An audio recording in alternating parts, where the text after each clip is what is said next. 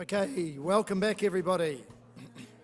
Ready to crack into it again for this afternoon, and still some really exciting stuff coming up, including a panel discussion which will feature all our presenters from today, and Nigel will be on that panel also, and Con, Susan from Optimism, Tina you've heard from today, Lorna you've heard from today, and also Sarah Markwick from Bloom. So some good stuff, and that will be chaired later on by Rachel Teasdale. So what I'd suggest to you is that if you have any questions for our presenters or experts, then together panel discussion. It's a black pashmina something or other was left on the Optimism table last night in a flash of departure, I think. So if this is yours, please let me know and I'll hand it back to you. Hands up all those who are attending the workshop on Agile Design tomorrow. Cool. That is at the Heritage. We have registrations for that. To register for that, it's...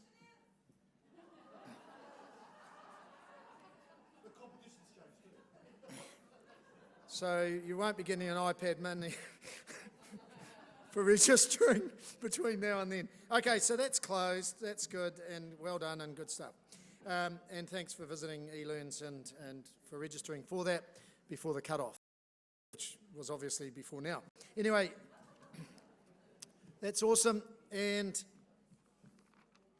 which brings me to our next presenters, which is a double act. We've already seen Lorna, who's our ex-accountant and green belt, and she's here to talk with Vi from BICITO about From Strategy to Reality, the digital version for the building and construction industry.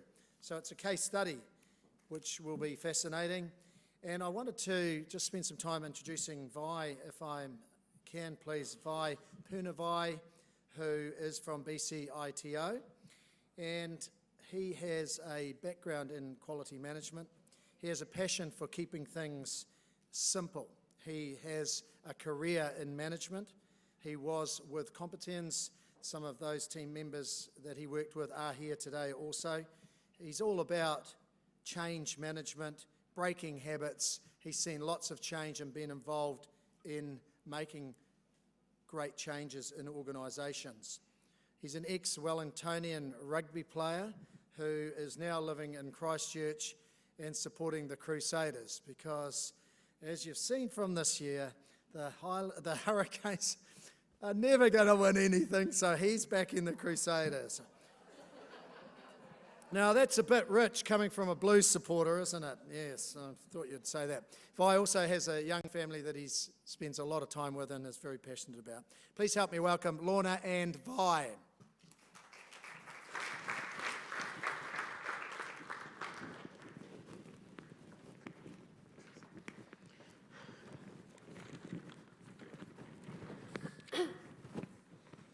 Hello again. Hello? Oh, thank goodness for that. Is everyone recovered? Are you still going through a facilitated session or a training session? I've warned one or two people about this. There's something that I do with people that there'll be people that are going, I'm really not going to do this, but the other people are going, yeah, that sounds like fun. So have you heard of jazz hands?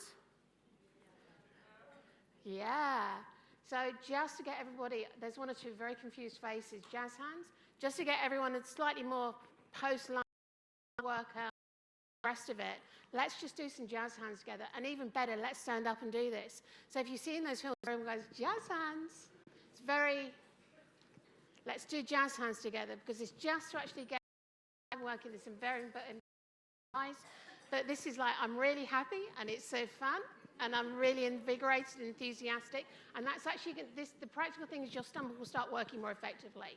The carbs, the chocolate cake, carrot cake, whatever, will start being processed in so more. So those people that are thinking, oh gosh, shakes, we can now stop doing that. But I wish I had a camera, because you all look fantastic doing that. Thank you. Slightly better? Slightly. So another reason why I wanted you to do that is actually to do with the fact that I've had, it's been a really fantastic opportunity for me to work with BCITO and the management team and the frontline team over the course of the last year as they've been going through their digital journey or their journey towards a digital future. Be very careful when you say that. So energy and a lot of passion involved in this process, and Vi, as one of has been a key person in that. So what we're going to take you through is the journey or the story so far for BCITO in their journey towards a digital future. So I'm going to move things over to Vi now to actually get that process started. Cool, thanks Lorna. Now, just sitting there for the last day and a half listening to all the messages coming from here, and there is a lot about the how. You know, how do we do this? How do we animate this? The word agile comes out, blah, blah, blah. Well, our project is very, very early. It's in its early stages, and here we're going to tell you about the W, not the H, not the how. So in terms of why are we doing this? Who's going to be involved in doing this, and where and when? So we're still at that stage in terms of formulating and planting the seed around what does digital enhancement mean for the BCITO. So there's a lot of what we're going to talk about today is the W. We haven't got to the how quite yet, and we've picked up a lot of messaging from this yesterday and this morning about that, and we'll lead you through that journey. So let's just start off by, for those of you that don't know who we are, BCITO stands for the Building and Construction Industry Training Organisation, and there's probably about a good 15 odd ITOs out there now. So you have your different ITOs for different things, competence to look after engineering, there's a hairdressing ITO, blah, blah, blah. We're one of them. We're one of the largest apprenticeship training or provider for apprenticeship training in the country. So the industry that we're in is booming at the moment, so you all know that there's a lot of houses to be built. We're in that space. And we train the apprentices to get qualified in buildings like this that we're in today. And that's our job. So we're appointed by government to do three things. One is to actually write the qualification, set the standards as every other ITO does, arrange that training, in other words, coordinate how we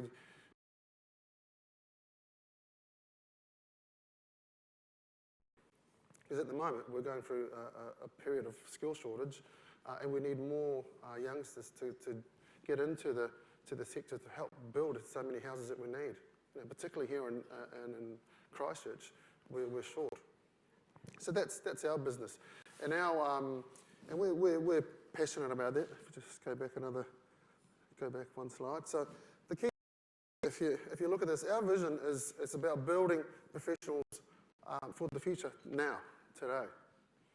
So I want you to just remember these two key things. Is, you know, we're building capability today for tomorrow. And the second part there is we're saying we're passionate about leading our sectors. So our customers, we're passionate about leading them. So these two key things actually come into our strategy, because that's our vision, that's our mission statement. One is to build, and one is to lead. And we'll talk a little bit more about that. So quite literally, this is what we're all about. We are actually literally building the people that actually build the homes that you live in. Without that, you'd be cold. Fair? And there's a process that we use to actually get these people's capabilities up. And that's the bit that we're going to talk about. Because there is, in any sector or any particular trade, they've got their own occupational culture. The way they learn is different from, for example, if you want to be work on the ships, your skill sets and the way you train is different from being an engineer. So the way you take in information is totally different, as most of you have spoken about from this stage so far. So we're trying to make sure that what we do with our sector is congruent, it is fit for purpose. That's where Synapsis were lucky enough to come in. So we were invited by BCO to become a part of that journey, a part of that story. And so using the skills that we have around reviewing what's needed, also looking at what the potential solutions might be, which we're going to cover later on, But also, you'll hear a very big theme for us, and certainly as a BCITO passionate about, is how do we actually make this sustainable? How do we build our people for the future? And given the importance of what BCITO would do for New Zealand, they're building the people that build the future of New Zealand. There's actually a huge weight to this. So this is a really exciting and to be a part of. And the whys, not just the who, the what's in the hows, the whys are the major part of this for both of us. Okay. So against a background globally over the last 3 years, BCITO came to a point where they realised that both within their and in the wider learning industry, there needed to be changes around how qualifications were delivered, how that interaction with apprentices needs to be undertaken. So it was actually planted about 3 years ago when they were looking at themselves and looking at what they were doing and thinking about where they needed to go. Yeah, so that forced us to actually have a look at ourselves, and that's probably the key starting point for any organisation, is actually having a look at you. What have you got, or what haven't you got, and where do you start? And the first things we did is those bullet points that you see there, is having a look at how we operated. Now that forms a key question, is that you have to put yourself in someone else's shoes, and that's typically your customer. You've got to understand what they want from you and how they view you. You're fantastic, but in their eyes, you're probably not. So a lot of the stuff that we start questioning ourselves is around how do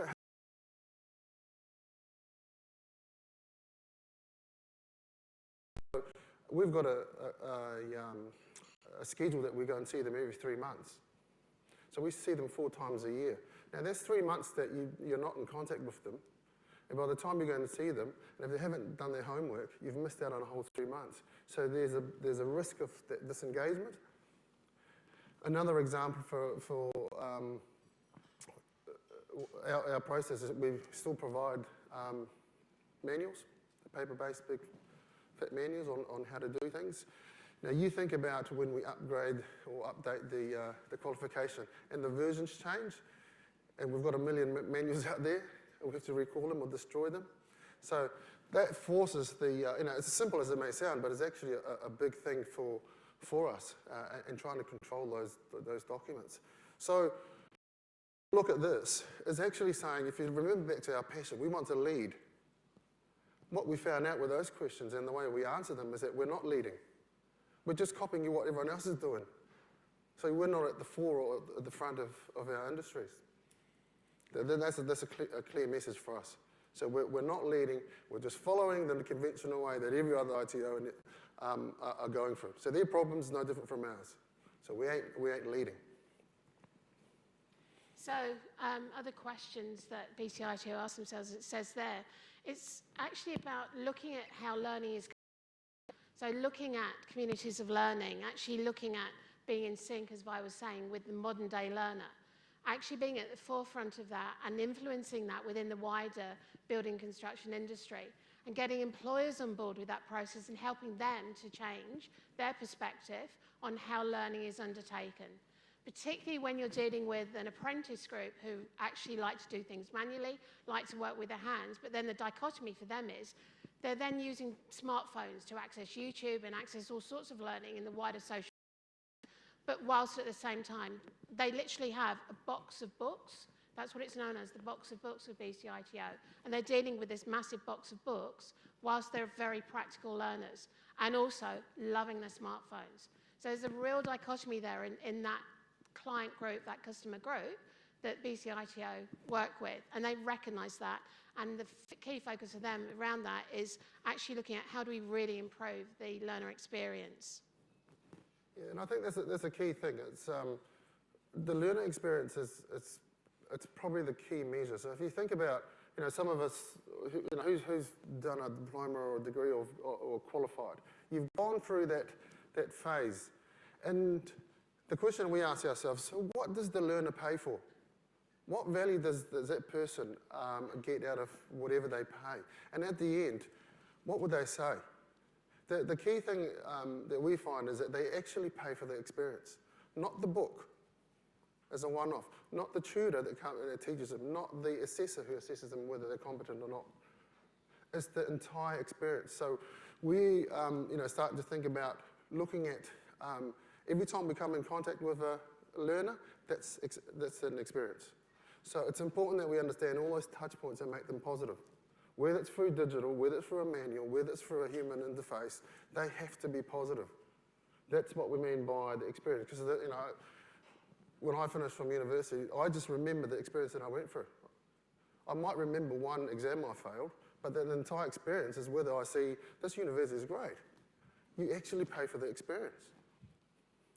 So the thing then became, and this is not like the Harry Potter mirror, so we're not we're not showing it in that way, but this is actually about an opportunity that BCITO took, and it's an incredibly courageous thing to do, to actually hold that mirror up to themselves and invited us in to help with that process.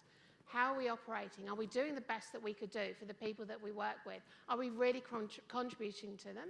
And are we really adding value? So those are key questions that they started to ask and that they invited us in to be involved with. Just jump back a couple To the mirror. Jump back one more. Yeah. Now, for us, the starting point is, as I mentioned before, it is about looking at what you've got and what you haven't got. And the first thing we look at here is, what is the complete picture for us, is that we have to look at ourselves first. So what and how, and what do we need to change? Yep. So if you think about, we've got 106 training advisors that go out throughout the country and manage the 10,000 apprentices. Right, we give them a computer, we give them a phone. The moment you change a procedure from 5 clicks to 7, you're interrupting habit. Right? So as much as us enhancing the process through digital means or whatever, it is actually you're changing the human interface. Because in the end, it's your people and your process that delivers your purpose. Fair? If the process that lets your people down, you ain't going to meet your purpose. You ain't going to meet our vision of developing the professionals for the future today. So as much as our people are motivated, but we give them a big fat cell phone that drops out all the time, they can only go as fast as that cell phone. So for us, is actually getting to understand our own capability. And the thing is, we talk with our teams, and they don't believe me, and I tell them, everything in life is a process. Who agrees with me? Most of you. And here's my take on it, and when I talk to my teams, is that think about this. When you get up in the morning and you clean your teeth, you go through a routine. Right? You pick up your toothbrush with the same hand that you use every morning, you get the toothbrush with the same hand, you apply, you brush, you turn the tap on and away you go. When you put your trousers on in the morning, your strong leg always goes in the first hole, right? Now try doing the opposite in the morning. That's change. It's no different from digital. So you give them a program today that's different from or changes their habits. In my view, that's 90% of the problem internally. 10% of it we can, with your expertise, we can find the solution and put it in place. But it's actually getting that process and your people together to meet your dreams. And that's one of the things that we look at is understanding our own capability first, and that's the starting point, and then putting ourselves in the shoes of our customers. We might be thinking that we're hot, we're good, we're the number 1 ranked ITO in the country, but in their eyes, that may be different. So it's about understanding, does our manuals fit with them? Is it congruent? Is it fit for purpose? And all those questions that Lorna's talked about is the can questions. Can we do this? Can we do that? Can we improve this?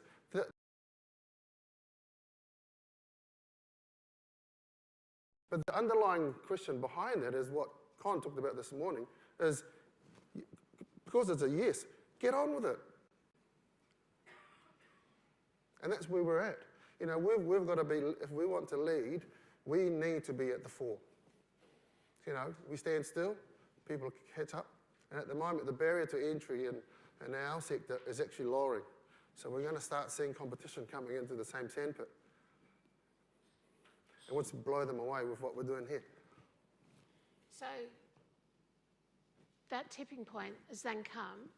So over the course of the last few months, Synapses has been holding conversations with members of BCITO.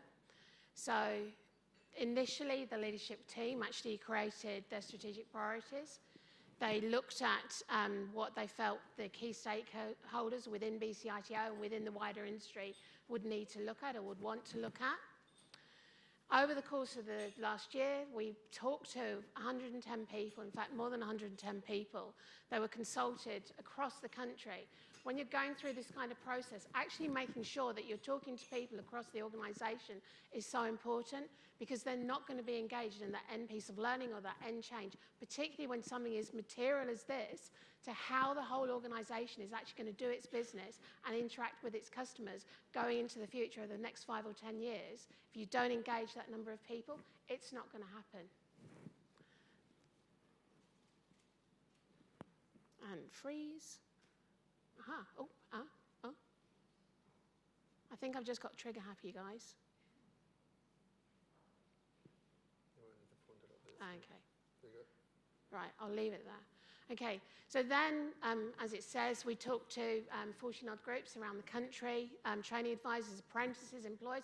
Boy, we had some interesting conversations with apprentices. There are no rules with them. They will tell you everything absolutely straight, and that was fantastic because they gave really good feedback. We made sure that we were consistent with the questions that we asked everyone. Again, consistency, because that rumour around, well, they didn't ask us that, will soon go around an organisation. So when you are setting up training, whatever it is, and certainly something as big as this, being consistent with the questions, asking them in the way that's appropriate for that particular audience, obviously, but making sure that the same message is getting out there, because you're a key part of that change process. So asking them what's important to them, what they needed, what do they want it to feel like. We've talked a lot over the last couple of days about that feeling, about the emotion. So how is that future for you? That was a key part of the conversation we had. And also, how do they want to improve their day-to-day? You want to put in a new e-learning module? Fine. But if that actually doesn't improve the day-to-day working of that frontline person, whether it's in an office or out on a building site or in a forest or wherever it is, if it actually, their day-to-day work is not improved by that learning, they're not going to do it, they're not going to engage in it. So all of those conversations then got to this point. This is a typical diagram about learning. For learning to occur, you need 3 parties. So it starts at this age. So you actually need a student, a teacher, and home. As we know, I mean, that's a successful equation for learning. If you miss any of those players, because whatever the teacher can teach your students or the kid at school can all be undone at home. So the learning goes out the door. So if there's a teacher at home but no student, learning won't occur. So we're pretty much in that same conventional model as it is today. And this is us here. So we the home or the environment, the employer becomes the trainer for our apprentices, and of course the apprentice is the student. So the pyramid is the current model that we operate under today. So can I ask you a question? From a strategic perspective, what do you think were the key steps then, or what needed to be changed for BCI to go through to actually get to the next step? What do you think they thought about were the 4 key ingredients that needed to be changed?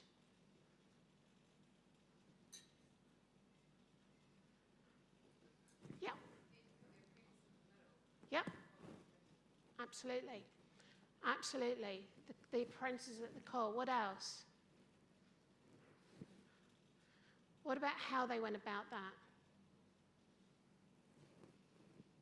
Or who else is involved?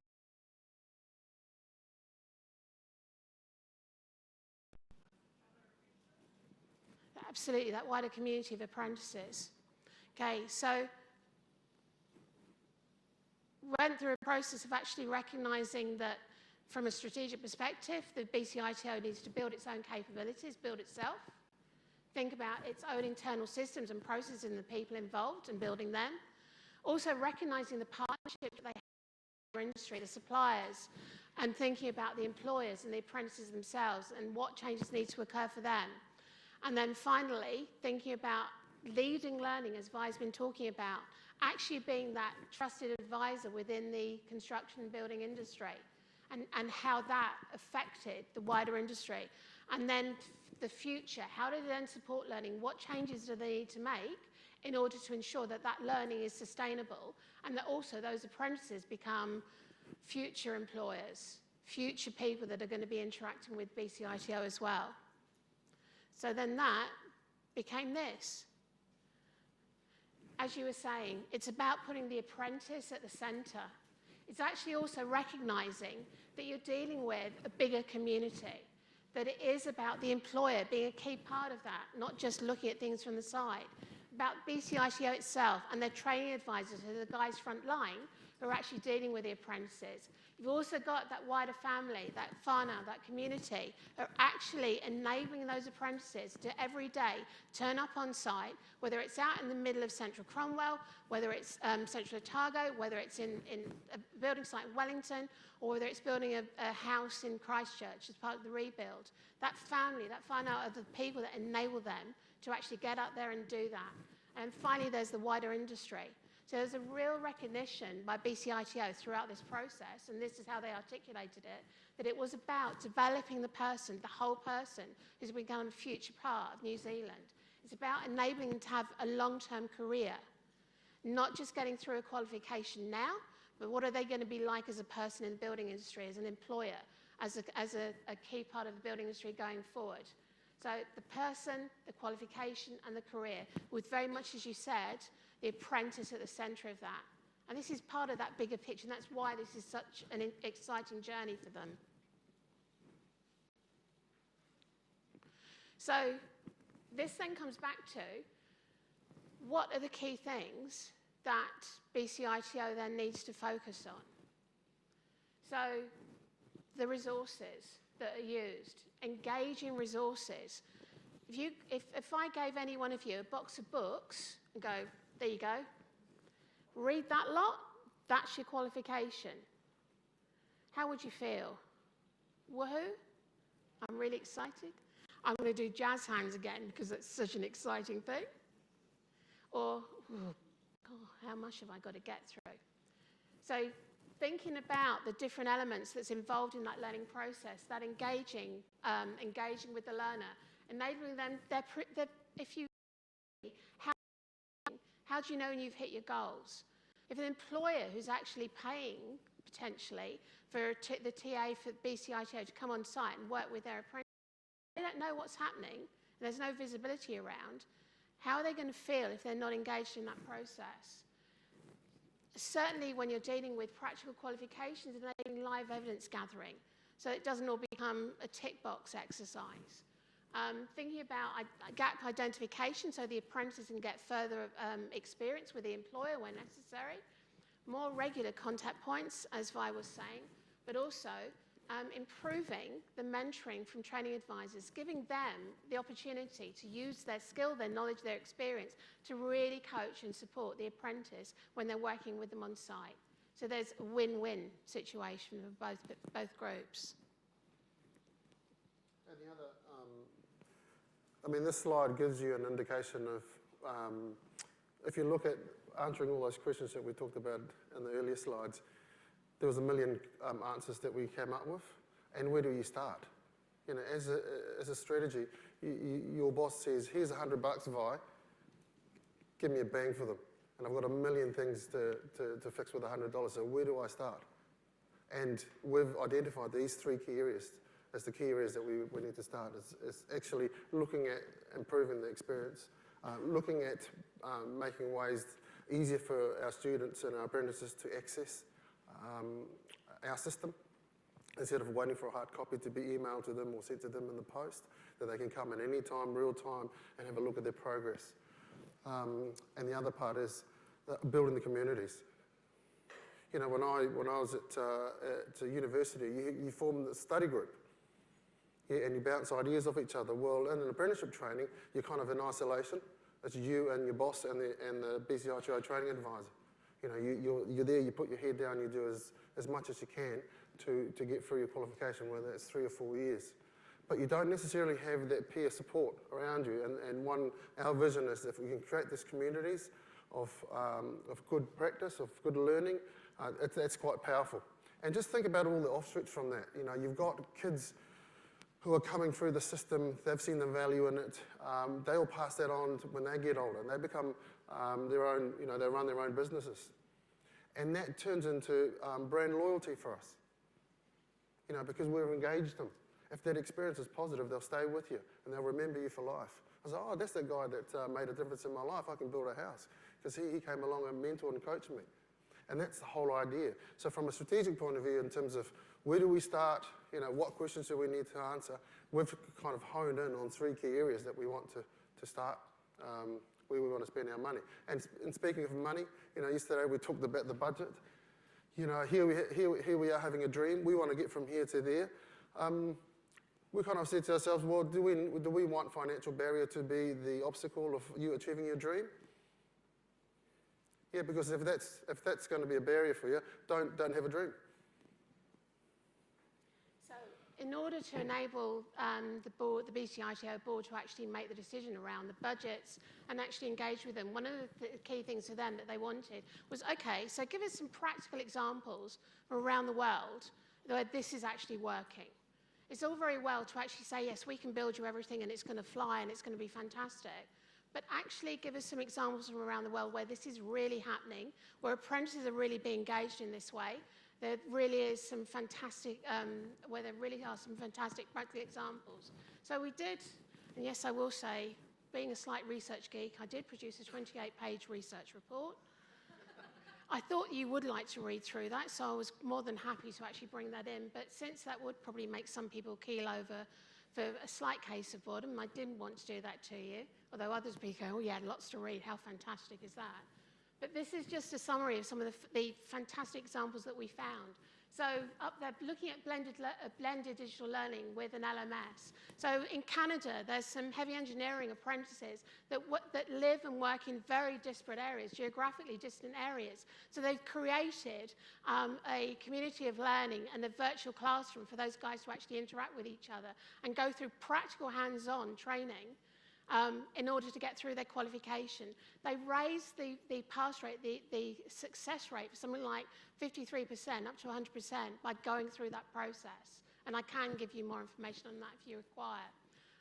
Also thinking about the Paddle project in the UK, where a number of colleges actually came together to look at and acknowledge that they had problems around literacy and numeracy within their students. So how do we work with that? Well, what we do is bring digital solutions into the classroom to enable those guys to actually work together, play and learn together with those digital solutions to improve their learning skills, to improve their literacy skills. Online learning, collaborative learning. There's all sorts of examples there, and as I'm saying, I'm more than happy to give you more examples. One of the best examples that came out of that was the Learning Toolbox in Germany, where their apprentices actually work collaboratively with the tutors to build online examples of learning where they're actually using tablets that, in effect, become their box of books, and where they're communicating on a daily basis with the tutors and with each other through a community learning based around a tablet, which is in essence their resource and their communication tool. And it's a fantastic example. The Learning Toolbox, you Google that, it's online. It's a fantastic example of real life, what's good digital learning. And that's what's happening now. Okay. So out of another part of the process that we actually went through is identifying potential tools that could be used. So a combination of things. It's not just about an LMS. It's actually looking at things like e-portfolios. So being able to actually build a portfolio of information, a portfolio of evidence online, using practical examples of films or videos or blogs, all sorts of things in an e-portfolio so that that can be assessed and reviewed for evidence. Using things like using a camera to take evidence, actually having forums and common rooms where people communicate together, building the various tools that are going to enable the apprentice to actually work on site and practically undertake their training, but do it in a way that works for them.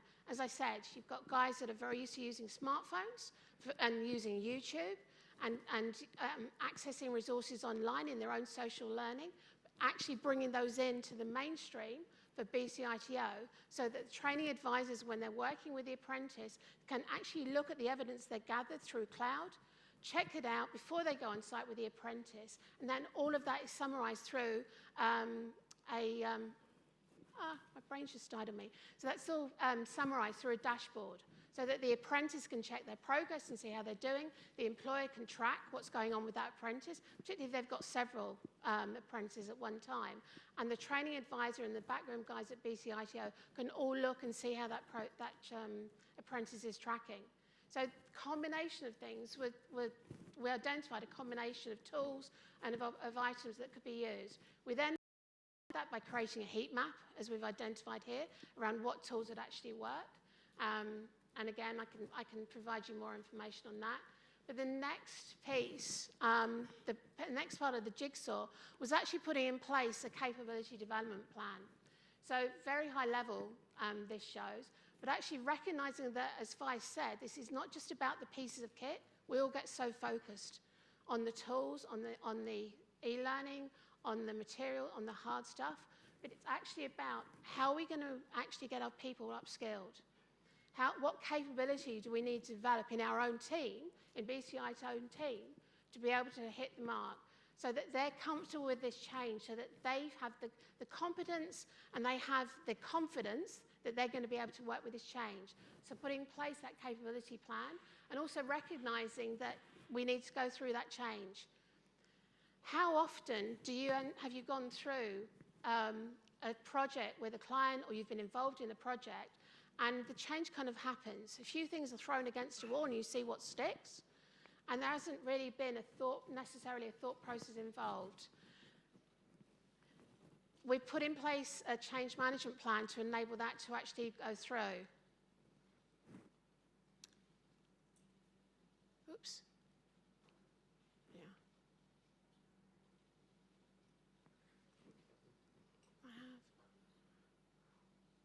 As I said, I'm definitely trigger happy with this. Okay. Just like to give you a snippet of an example of our process. So we're starting to map out all the touch points, as I spoke about before. So every touch point you make with your customer, every time you touch your trainee or apprentice, they need to be positive. So our way of controlling that is we actually need to understand where those touch points are, and we need to map it out. So here's a typical process that we follow when we enroll our students or our apprentices. So you see here, there's three parties. There's three swimming lanes. The top one does the paperwork and hands it over to the second person. The first two swimming lanes are internal. That's our process. And the third one is actually the customer, or the employer or the apprentice. So you can see that there's a heap of stuff that we need to do internally just to enroll one person, and we only touch the customer twice. You know, when I got introduced, I like, my passion is about simple. Does that look simple to you? Yeah, it's quite complicated, isn't it? Yeah, so, but until you actually map this, and we talk about the mirror, then you know where your efficiencies you can gain. And then you can apply the digital thinking around how would we simplify that. And then just talking to my boss last night, we're actually going to do this next week. So imagine we're going to put all this online, and they come in, and we can control that. So who spoke yesterday about the gamification? We get to set the rules. So I suspect that all these boxes will only be 3 boxes. So you imagine how much weight we're going to take out of our process, you know, and make us do more, make us more efficient. So this is just a typical part, a snippet of our process when we're at enrollment time. And that's our touch point. That's 2 touch points. There's a lot of work that goes behind the scenes just to get those 2. So I realise that we're getting close to time, so I just want to cut to the chase with what's happening next. So we're in that process now of actually starting to put in place the early stages of the implementation plan. The key pieces of technology, of equipment that BCITO want to use are starting to be identified, start to actually look at how they're going to fit with each other, and analyse existing systems so that to look at how those things are going to work together. The early stages of that capability development, analysing members of the team, analysing roles and seeing how they're going to fit together is also currently being done. And actually working with the key members of the team as well around what changes need to be undertaken, as Vi was saying, looking at systems, looking at processes and how those need to be. So as you can see from that, in the early stages of the implementation process. So yeah, so this is, again, it's a slide about change. So who's experienced implementing a system that has really taken ages to get going and get some momentum? Put your hand up. Internally. So you've all experienced that you might have this great idea, but the very people that you want them to are not, well, you haven't got their buy-in or not positive about it, they've got a negative perception about it. Well, that, part of our strategy is we need to consider all that into it, because that's our reality, and we have to deal with it. So we put this in, and we're talking about, you know, overlapping triangles or overlapping teams. So we choose out champions or key drivers to drive the process for us, because otherwise it'll take us 10 years to implement it. So now let's look at where what this is really about, where BCITO is now, and you've got your happy, semi-happy looking apprentice there, looking slightly miserable, isn't he? But there he is with his box of books. This is this huge weight that he carries in order to help him get him through his qualification. It's one of the main forms of communication that he has with a training advisor. Aren't they? There's those 3 monthly meetings that he has with a training advisor, and then they sit down and they go through this portfolio of information, and there's the occasional conversation with the employer on site if he's around. And he's doing that much as Vi said, pretty much by himself. He feels relatively isolated. So let's look at where that's actually going. The box of books is going to become easy access to information, online resources, resources through a learning management system, resources through a content management system. It's about making it easy, and mobile learning and social learning being a key part of that. It's also about having the open, ongoing communication, whether it is through text, whether it is through email, whether it is through smartphone, whatever it is, making it easier. And then, as I said, using true mobile learning, not just what's on a smartphone, but you being able to learn at various points, wherever you are, and taking advantage of that. And then finally, actually having a real community of learning centred around the apprentice. So coming back to that final slide, it really is about putting the apprentice at the centre of things, enabling them to become a more whole person, more sets for their future, building their career and undertaking that qualification. And this is incredibly exciting as to where BCITO. Really unusual, I imagine, before embarking on this kind of project. You talked about how you needed to get the board engaged with the process to move forward. How did you actually get them engaged with the process to do such an in-depth review in the first place? Because I could imagine some people are going to be wanting to just, you know, tell us what the problem is and give us a solution.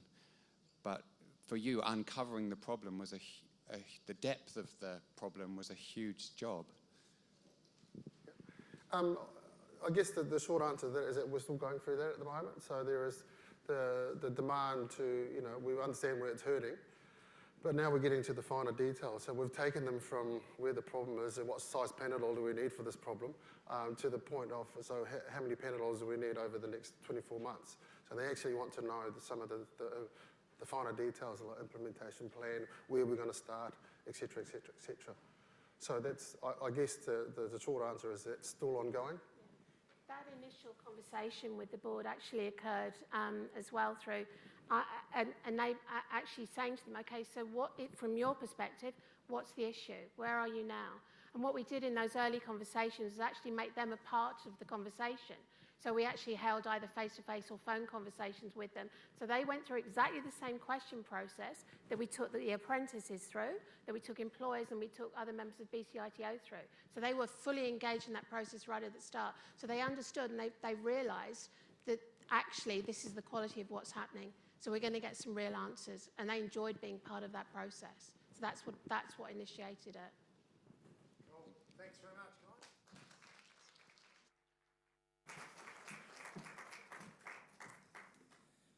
Awesome, thank you. Our next presentation is by Susan Ockwell from Optimism. Her presentation is entitled E-Learning and Beyond. Susan is the founder and director of Optimism, the eLearNZ award-winning company. She doesn't only promote her own company or her own business. Susan is very actively promoting and developing learning and development and the industry as a whole by speaking at conferences and indeed sponsoring them, as she has done today. She has an enjoyable presentation style. She loves to travel, and Optimism have a blinding point of difference. If you visit their website, you will notice that they have a team member there with 4 legs called Jouet and Peluche, which I believe is pretty bad pronunciation for a plush toy or a soft toy, which is indeed a canine member of the team, which is pretty cute, and you can check it out on the website. Please help me welcome with her presentation, eLearning, Susan Ockwell.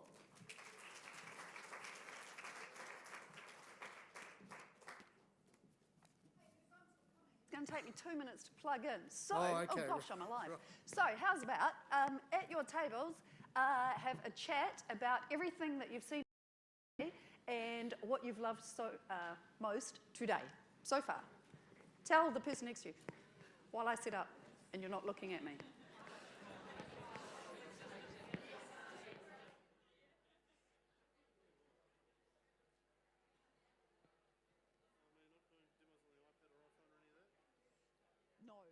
No, I'm just gonna, yeah, as props. Right, okay, I need to go in here.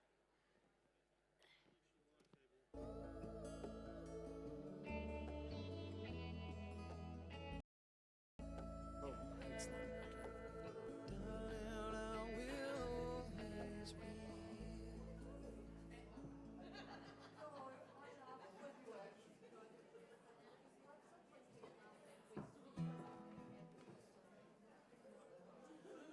Okay, welcome back, everybody. Ready to crack into the last session, which promises to be a lively and informative one. Just as you're filtering back in and sitting down, just a word of support for the girls, or Jacinta and Kathy, at the Workbright stand, who have been flat out making smoothies for the duration of the conference. Hopefully you've managed to enjoy one of those smoothies and to maybe have done your bit on the bike to actually make the blender go. So every time they mix up a batch, it takes 30 to 60 seconds on the bike to make the blender go. So well done, girls. And something else that you might like to know, as a good green gorilla, it would be remiss of me not to tell you that there's plenty of bananas on the table there left over from the smoothies. So little sustainer to keep you going for the afternoon, or for the rest of the afternoon. So that's cool. Quiet please, we're about to get underway for the last session. So our presenter is Dr. Sue Watson, who is Chief Executive at Summit Asia Pacific and is going to talk to us about MOOCs. Dr. Watson is a business leader, educational, academic and international consultant and founding Chief Executive at Summit Asia Pacific Limited.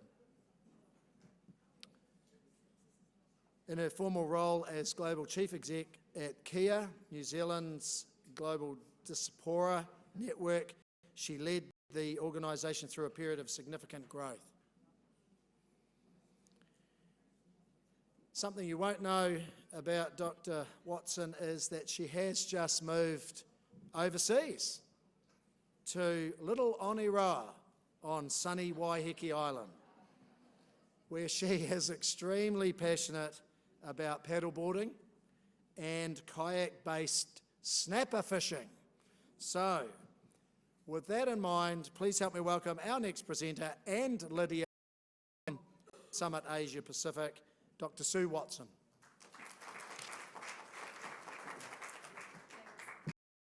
Photo. Apologies because I've been on sunny Waiheke for the last 2 days in my bed. That wasn't taken yesterday, honestly. I was on sick leave. That was taken about 5 weeks ago, just after I moved to the island, and my son said, right, come on, we're going fishing. And out we went off Onatangi by, I can't tell you the secret spot. It's our little snapper supermarket, and we pulled in a nice little snapper, and and there've been many more snappers since, so that is a very special place to be. Kia ora koutou, he mihi nui ki a koutou. Thank you, Rustika. I don't think Rustika's here actually, but it was Rustika's invitation for us to be here. And in fact, there's another one here today called Karen Whitaker. Some of you will know her. She is in Norfolk Island at the moment, but it was through Karen that I met Rustika because ago I had, as you've heard, I was the Chief Executive of Kia, which is the Kiwi Expat Association, and talk about social media, because when I went in there we had 20,000 members on our email database, and I think they've just hit 700,000. And we did that through the power of social media. So we set an aspiration to have 1 million Kiwi advocates, champions and storytellers by 2016. And we did that purely through the power of social media. And I really knew nothing about it until then. And my first hire was a guy who'd already built a Facebook community of 200,000. So I said, we have about 5 people on our Facebook page. Can you help out? And that's what he did. So after I had been there for 3 years, or in fact just a little bit less than 3 years, I met one of our amazing Kiwi expats in London who we gave a world-class New Zealander award to, and her name is Judith Hanratty.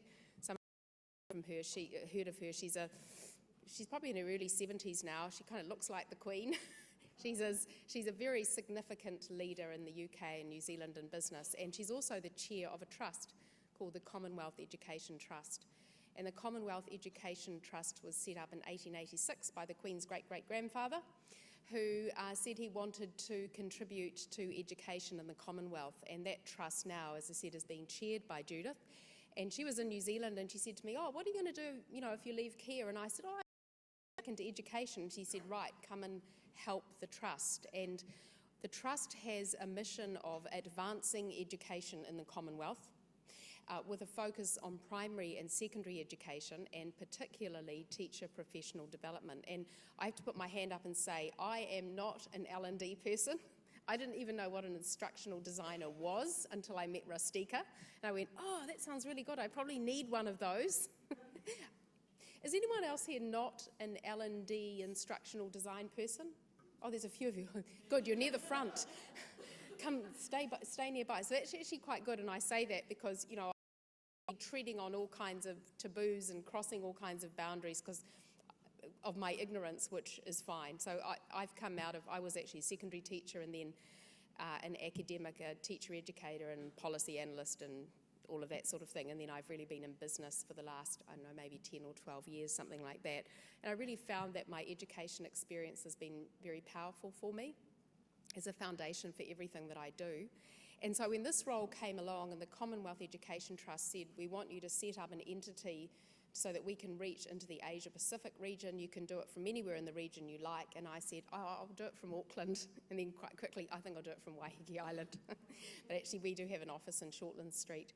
So the Trust at that time, which was actually very inspired, had decided that the way that it could deliver teacher professional development to a third of the world's population, 53 countries. Amazing, eh? The Commonwealth is actually a third of the world's population. I didn't know that until I got the job. 53 countries, about 2.5 billion people. So, oh yes, we have to improve teacher education and the world needs about another 10 million teachers. So right at the time they kind of got really clear about that objective, along came MOOCs. And the head of the trust in London, a woman called Judy Curry, sort of went, oh, that sounds really interesting. She's another accountant, but she knew enough to know that that technology and that platform could enable her to get the global reach that she needed, that you just simply couldn't do any other way. And I think it was a very inspired choice. So what she did is got 12 top education professors from Commonwealth countries, locked them in a room and said, design for me an 18-month teacher education course for people who are teaching but have had no access to higher or tertiary education, and many of whom will have probably left school at 15 or 16. So you're thinking about a teacher sitting in Tanzania or Nigeria or another developing country. Those were the target audience. And so that was when the first MOOCs for the Commonwealth Education Trust were born, and they started before my time. We inherited them and we sort of finished them off and kept them running. And they were very much MOOC 1.0. So we're not going to show those to you today. I don't think they're the best example of fabulousness in MOOCville. But I tell you what, we've reached over 120,000 learners in 190 countries. Are there 190 countries? I think there are. It's incredible, actually, the reach that we've... Oh, before we show that, because that's talking about the teacher professional development ones. Can you just go back to the homepage of Coursera? Yeah. So those are still running, and they're called sessional-based MOOCs. So probably what you know about MOOC land is they started by lock-stepping learners through. So the MOOC starts at a particular time, and I think Dennis probably covered this yesterday, and sorry I wasn't here because I wasn't well. But the learners still have to track through, and that you do learning week by week in chunks. And basically, it's kind of boring because there'll be these quite long lectures. Often some of the lectures can be 15, 20 minutes long, as you've probably heard. It's really a model that enabled universities to extend their reach.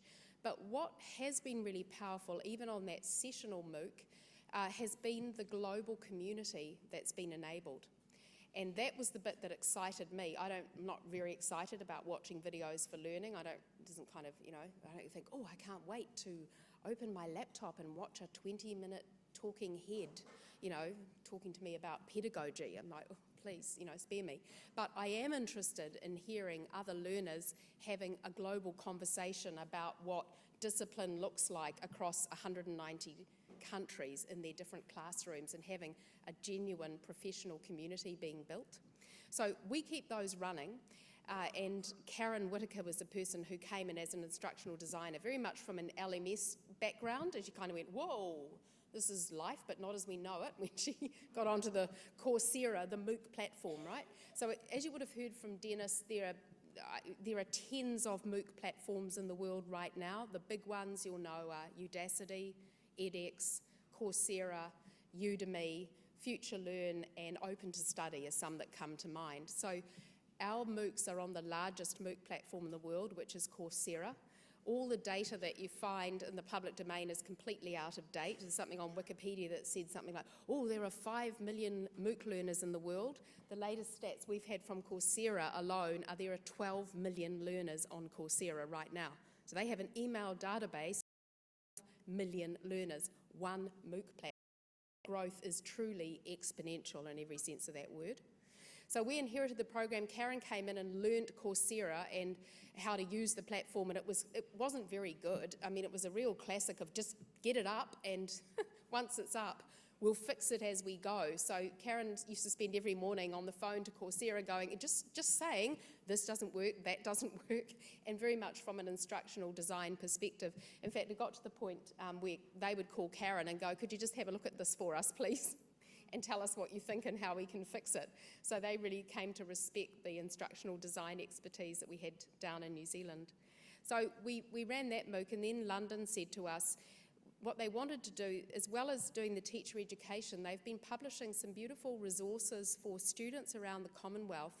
And they're all in English language, but they're stories from their local context. So using characters that they would recognise, landscapes that they would recognise, settings that they would recognise. And you can understand from a historical perspective with the Commonwealth, we got them in New Zealand, you know, before most of our time, but you know, Janet is playing with the ball, Timmy is playing with his dog, because you know, that was how the empire was built, right? What you did is you printed books for children in London, and there was snow and dogs and Harrods, and you sent them around the British Empire. Right? And New Zealand was one of the world leaders, as you'll remember from Mari Clay's work, and saying, oh, actually we have children, we do have Timmy, but we also have, you know, Timmy Hana and Huia, and we have dogs, and we have beaches, and we don't really have much snow, etc. So New Zealand was a real leader having children's literature that reflected the real life context of New Zealand children and Māori children in New Zealand. So there are still many countries in the Commonwealth, and some of you will have been to those countries, where there is very little published literature that reflects the cultural context of those children. Very few. The Commonwealth Education Trust has been publishing in this space, and when they went out to some of the 53 countries to get the material to publish, they simply couldn't find it, and they had to find local writers and commission them. And what they realised is that there's a real desire in those countries to write for young readers, right? So whether it's babies, you know, think about the books that you've read to your own children that reflect, hopefully, your world. You have some that are American and some that are English, but you have some that there's some lovely New Zealand children, right through to young adult fiction. So the Trust said to us, we would like you to develop a MOOC that could support people anywhere in the world to write for young readers. So really what I'm sharing for you today is how do you achieve something global, and what's the platform that you do it on? And apart from social media, which is a truly global platform, what the MOOCs have enabled us to do is to reach that audience. And so I then found, because I did a degree in English literature, and I used to be a high school English teacher, so I knew the amazing David Hill. Some of you will know David. If you went to school in New Zealand, you would have read one of his books in the last 35 years, and another woman called Maria Gill, and I asked them to help us create for a global audience, and it was filmed here. So we'll just show you the promo video. It's only about 2 minutes long, and it'll just give you a sense of what we were doing.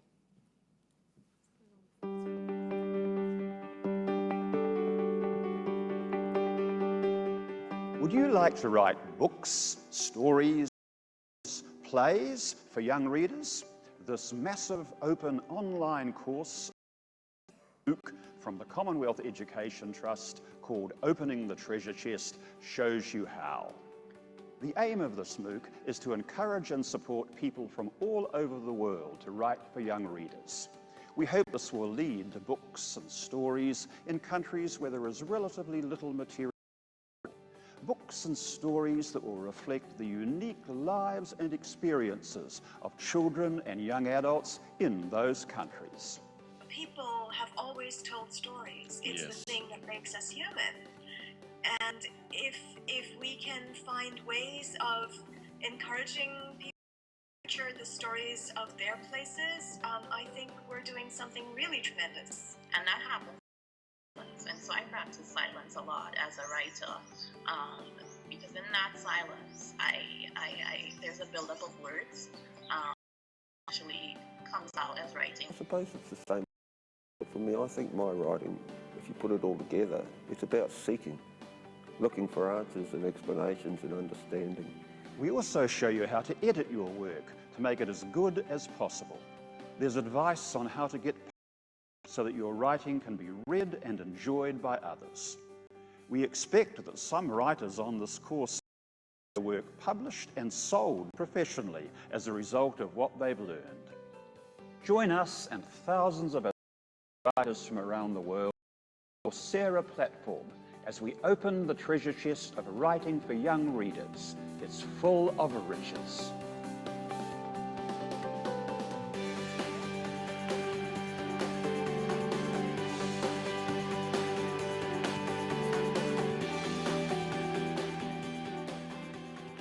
So you can see the production values aren't high, they don't need to be. We actually use the crowdsourcing company, video production company, 90 Seconds. Some of you all know that.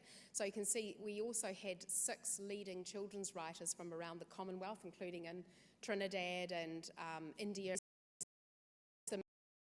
And we had a film crew filming them. So the woman, Summer Edwards, in Antigua, we had a crew filming her Skyping to David in New Zealand, and it doesn't cost very much because they just crowdsource the video producers from different countries. And we began to build the MOOC, and Lydia Warren, my colleague, who also with Karen did this MOOC. Now, when it was ready to go live, Coursera, because they have an email database of 13 million people in 190 countries, it's quite handy in terms of reach. And we were, was it 6 weeks ago? Probably was, eh? 6 weeks ago. And we now have 8,500.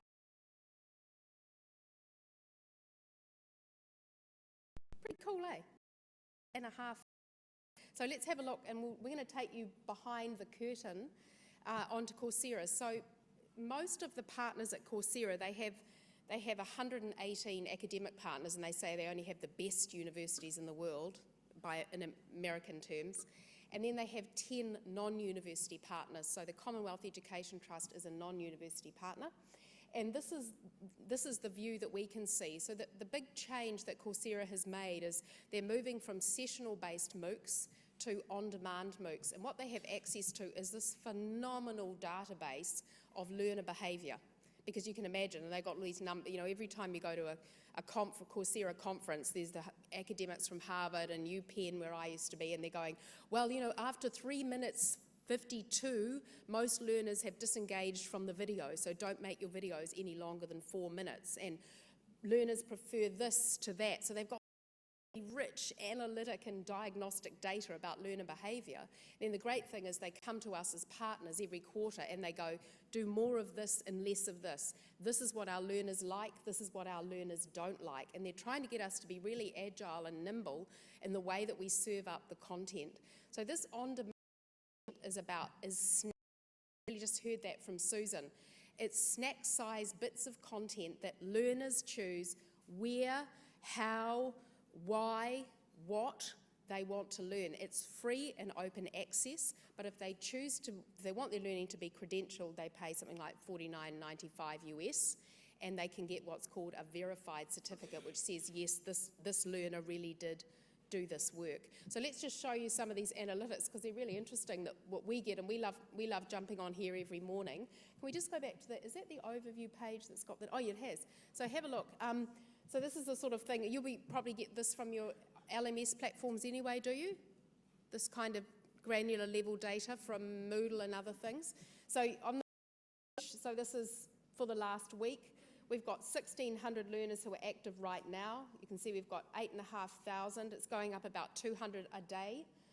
We've only had 40 people who've completed the course. Interesting, eh? So 8,500 people are actually enrolled right now and are sort of going through the content, but only 40 people have actually completed. And what we're going to do with those 40, once we get to about completers, we're going to invite them to become teaching assistants in our course. So they're people who are really passionate about writing for young readers. They come from all over the world, and voluntarily they will come on to our discussion forums, and I'll show you those in a moment, and they will be commenting and mediating and curating those discussion forums on our behalf. Look at some of the retention. So the learners who started 7 days ago, 68% have completed a lecture. That's pretty high, actually. What you have is we with MOOCs, we talk about, you can talk about the drop-out rate, which on sessional-based MOOCs is really high, or you can talk about the drop-in rate. So what Coursera are very big on is saying this is where learners come to drop in to get just what they want when they want it. So the focus is not, you don't worry about the fact that no one completes if they don't want to. And on a course like this, our learners are here because they're really passionate about writing, or they want to be a children's writer, and they will come in and just snack on the piece of content that's right for them. Let's just go down and have a look a little bit more, Lydia. Us who's looking at what, so you can see genre, form and audience, structure, editing and proofreading. Interesting, 77% interested in those modules, so this gives us really good feedback about what our learners want. And is there anything else under there? No. Have a look at the reach, yeah. This is fascinating.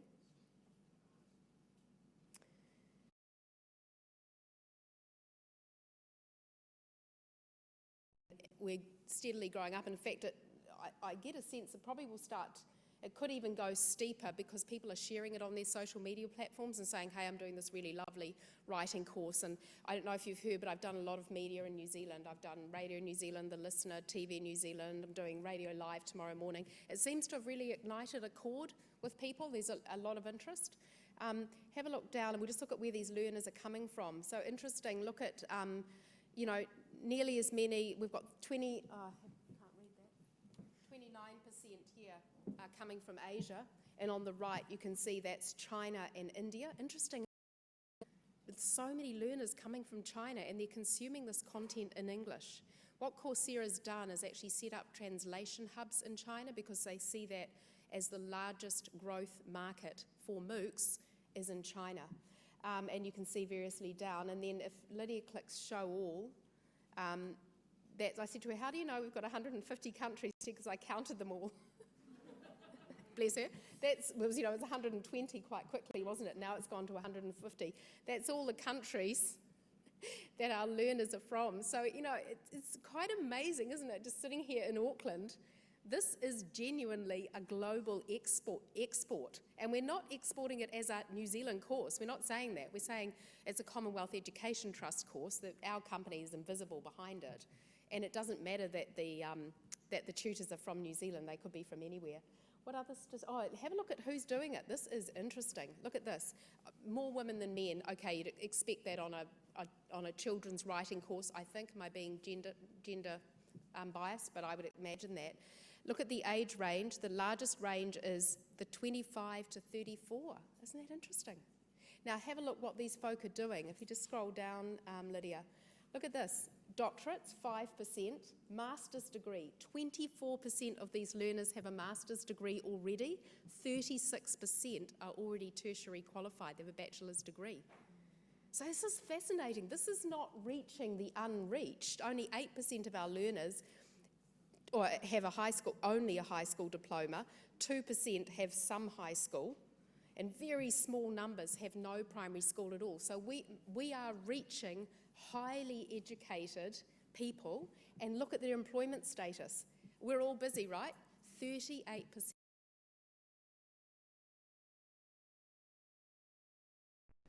So they are choosing to go in and do this MOOC because they're really passionate about, and we'll take you into the discussion forums in a minute and you'll see what they say about why they're doing it. Unemployed and looking, 15%. So that's higher on some of the courses where there's a clear career path. You have reaching into people who are unemployed and wanting to gain career qualifications. But for this type of MOOC, you can see the largest proportion are people who are employed. Full-time students, we've got people already doing their university degrees, and 15% of them are doing this on top. So we're busy, But as it was Elliot Macy, wasn't it, saying we're overwhelmed, we are, but boy, when we want something, when some learning opportunity is served up in nice little 4-minute video slices, and I can be in touch with people from 150 countries in a right now engaged, dynamic, global community, people are selecting in.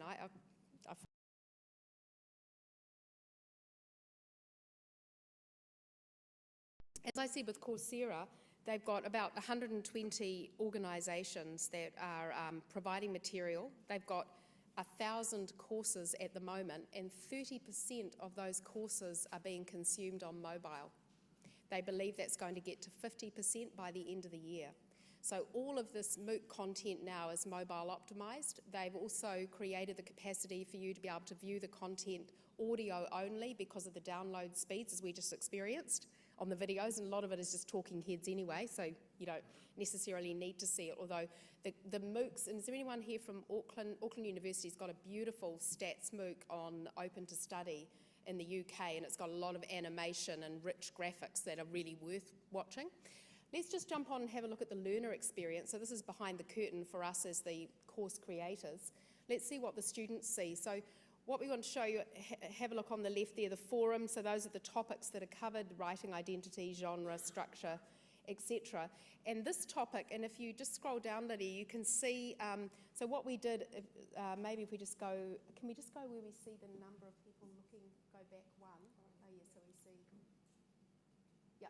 So have a look at, this is fascinating. So here's the course discussions. So the topic, your writing identity. 1.3 thousand learners have viewed these posts, and 163 learners have written on this post. So what we did is we said to our instructors, start the discussion. So let's have a look. It's on your writing identity. So as they're working through it, and you don't have to have done any of the content. You can jump on here if you register for Coursera. You can jump on now. So we said to David, okay, tell us something about your life. And if you just go to the latest, Lydia.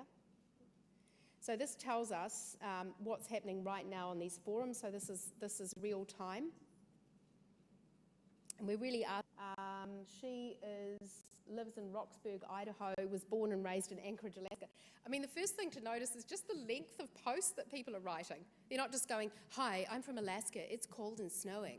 You know, they're actually going, right, it's really extended text. Now, not surprising, because this is for people who want to be writers. And what we embedded in our assessment is our goal was that if they participate actively in all of the discussion forums, they don't have to, if they choose to do that, and they choose to respond to the 4 writing tasks, at the end of that time, they'll have a very nice piece of writing, and they feed back to each other. So if you go down, there's no replies on that yet. Let's have the next one. Someone living in Romania. My name is Andrea, I live in Romania, etc. There's Emily again commenting on that. And hi, wow, my name's Pam. Where's she from? Oh, she's Rhode Island, USA. But it's just fascinating. You go down, there's 163 learners talking to each other, identity and as learners, and it's again very extended text, isn't it? That they're choosing to write. I find it quite amazing. So that's, and if you just go back to home, Lydia, and I'll just show you what the content looks like. The other thing Coursera have done, which I find quite incredible, is they put automatic timings on all of the content. As a learner, how long will it take you to do this? So let's just jump on there and have a look. So see how they go. Writing for Young Readers, we showed you the promotional video, 2 minutes. Welcome to Writing for Young Readers, 3 minutes. And if you keep scrolling down, here are the, so, you know, your writing life, 4 minutes, 4 minutes, 5 minutes, etc. So the learner can make an assessment and go, how long have I got before my bus arrives? 4 minutes, cool. I'll just jump on there and see that one video and snack on it. As soon as you log back into Coursera, it tells you as a learner, it's personalised, it goes, hi Sue, do you want to resume where you left off, or do you want to start somewhere else? Hi Sue, here's who's responded to your post. Now the other thing that's really lovely about this is we've done this entire MOOC using peer assessment. So when you're ready to assessment task, you put your task in, and 2 other learners will have your work assigned to them, and they will grade it. And they're given some very simple grading criteria. And this has been lovely, hasn't it, Lydia? We've just had nothing but, are we able to see any of that? Oh, okay, cool. And they write this really encouraging, so it's formative peer assessment. It's not trying to, give everyone a mark out of 10. So here's what they've been asked to do. And are we going to be able to see any? Yep. And let's have a look at some peer review.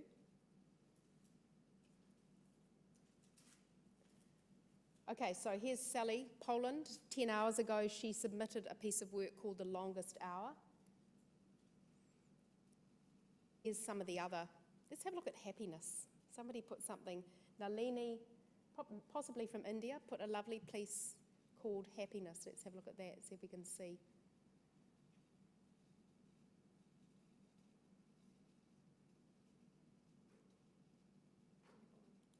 Should we have a little clip? We just can't keep up. We don't review all the work because we just can't. There's too much coming in. And that's kind of fascinating, to lose control as a course creator, and you just have to trust the community. The first thing, if you hear about it if there's trouble, basically, if somebody complains, but we haven't had any complaints yet on this course. Are we able to see it? No, we're just, probably the downloads. Yeah, it's just the download speed.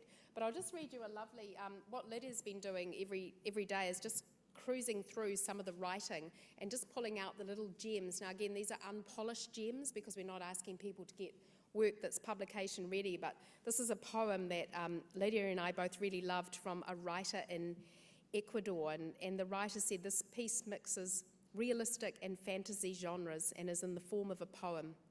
It is meant for readers of 7 years old and above until 12 years old, and it describes the country's tallest mountain. Do you know what the tallest mountain in Ecuador is? Chimborazo. Old, silent giant, his snowy white head just above the clouds sleeps cold and lonely. Men walk up to him singing and laughing. He can't listen. Planes fly to him, roaring and booming. He won't listen.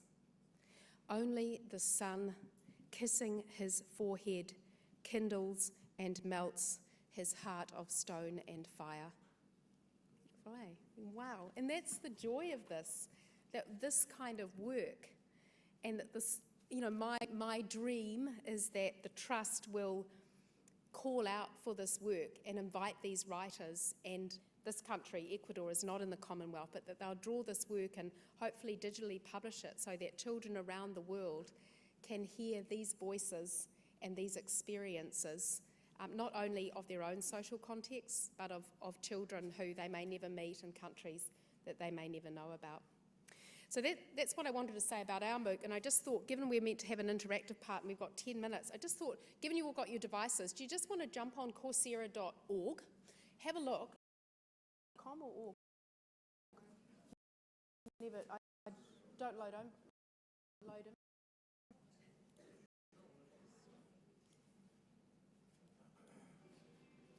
Just have a look at the top.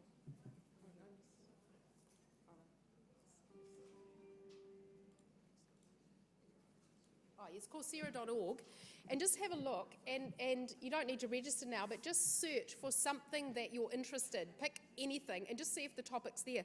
I was saying to Lydia the other day, so we've got 8,500 learners, that seems quite a lot, and she went, yeah, the machine learning MOOC from MIT on Coursera has 1 million learners. 1 million learners. Okay, we're not there yet, we're working toward it. It's extraordinary, isn't it? And why? Because people can get a recognised credential which they can digitally badge as a pre-qualifier for employers. The other thing, just while you're looking, that I found fascinating, and again we heard Elliot refer to this, Yahoo has just formed a partnership with Coursera and said any Yahoo employee anywhere in the world who wants to do a MOOC on Coursera and get a recognised certificate will pay for it, and we don't even care what it is. Why? Because as an organisation, we want a culture of learning and we want our people to learn. If you're learning beekeeping, machine learning, or writing for young reading at Yahoo, you do that, we'll pay for it. This idea, what I'm seeing and coming into learning and development from the outside is, I think we're going to be moving towards MS platforms, but personal platforms. And if you have a look at Stephen Downes' work, who was a guy who invented the MOOC, so yesterday, exactly agreeing with Elliot, where we need to go is providing digital platforms that enable learners to curate and manage their learning experience regardless of the platform from which they access it. I don't know if that was some people are nodding, maybe someone already said that and it's not like a big reveal, but whether it's lynda.com course you're doing, an LMS course that you're doing through your work, a YouTube video series you're following, or a Coursera MOOC, what's the one place, single sign-on, where I can go on and I know, hey, Sue, your assignment's due for your writing MOOC and you've got 2 days left to complete your onboarding for Air New Zealand MOOC, Air New Zealand program that you're doing, etc. And that is, I think, what learners are wanting to get to. And what MOOCs are demonstrating to me is this ferocious appetite if we can present the learning in the right way. I just want to say a couple of things from an organisational perspective. What's the value of MOOCs and why I think maybe some of you will want to think about these opportunities. If you could just go on Udemy as well. I just want to show you a MOOC platform, Udemy, which is worth looking at. This is where any one of you right now could develop a MOOC and put it on Udemy and people will pay to do your MOOC. Now that can be you as a person. You might have some really unique IP on snapper fishing from a sea kayak. And I could do a MOOC on that. Well, I can show you how to tie all the knots and how to kill the fish humanely, how to fillet it. Or it could be some very technical MOOC that you're wanting to teach, and that is the offer that Udemy makes. But what I was fascinated when I went to the Coursera conference last year, one of the non-university partners is MoMA, Museum of Modern Art in New York. They've got a suite of MOOCs on Coursera. It's worth having a look at them. They're not don't kind of blow you out of the water, but they're aimed at art appreciation and they do reach a truly global audience. They did some research and 98% of learners who did one of the MoMA MOOCs had never heard of MoMA until they found that MOOC. So if you want to talk about brand and brand reach, ROI and marketing returns, a MOOC is a very, very smart strategy. Another ROI that Enterprise were telling me about at the conference was for recruitment and pre-qualifying applicants for jobs. So the NHS in London now is saying, we've got a suite of MOOCs. If you want to apply for a job, certain jobs at the NHS in the UK, you need to do those MOOCs, these MOOCs. You need to show us your digital badge verified and then you can apply for a job. But not only that, the enterprises are then reaching out and going, oh man, there's some really good stuff. Who's that learner? Let's send an email to them and invite them to apply for a job. So it becomes a recruitment tool where you can identify the engaged talent. Talk about, this is pre-onboarding. This is people who are so passionate about the learning area that you have that they'll actually go and voluntarily do a MOOC in order to pre-qualify for your role. The other area we've talked about is, for instance, with international students. So you might have, in the largest MOOC that got the sign up in 1 week, 385,000 students signed up in 1 week. It was an IELTS MOOC, and it was a pre-qualifier for tertiary in another country. So most of those students were from non-English countries. They went on to demonstrate their proficiency in order to pre-qualify application Western English-speaking university. That's another way in which you can independently verify and pre-qualify learners, employees, and in fact, customers. So Enterprise, I think, now needs to figure out what are some of the unique learning opportunities that they can start now to open up to their customers. We're seeing the banks do this with financial literacy resources online. Where are the banks that are putting really strong content into the MOOC arena to educate, for example, first home buyers in a highly engaging format? And what that does is market to potential customers in very powerful ways. Thanks for your attention today. I appreciate it. We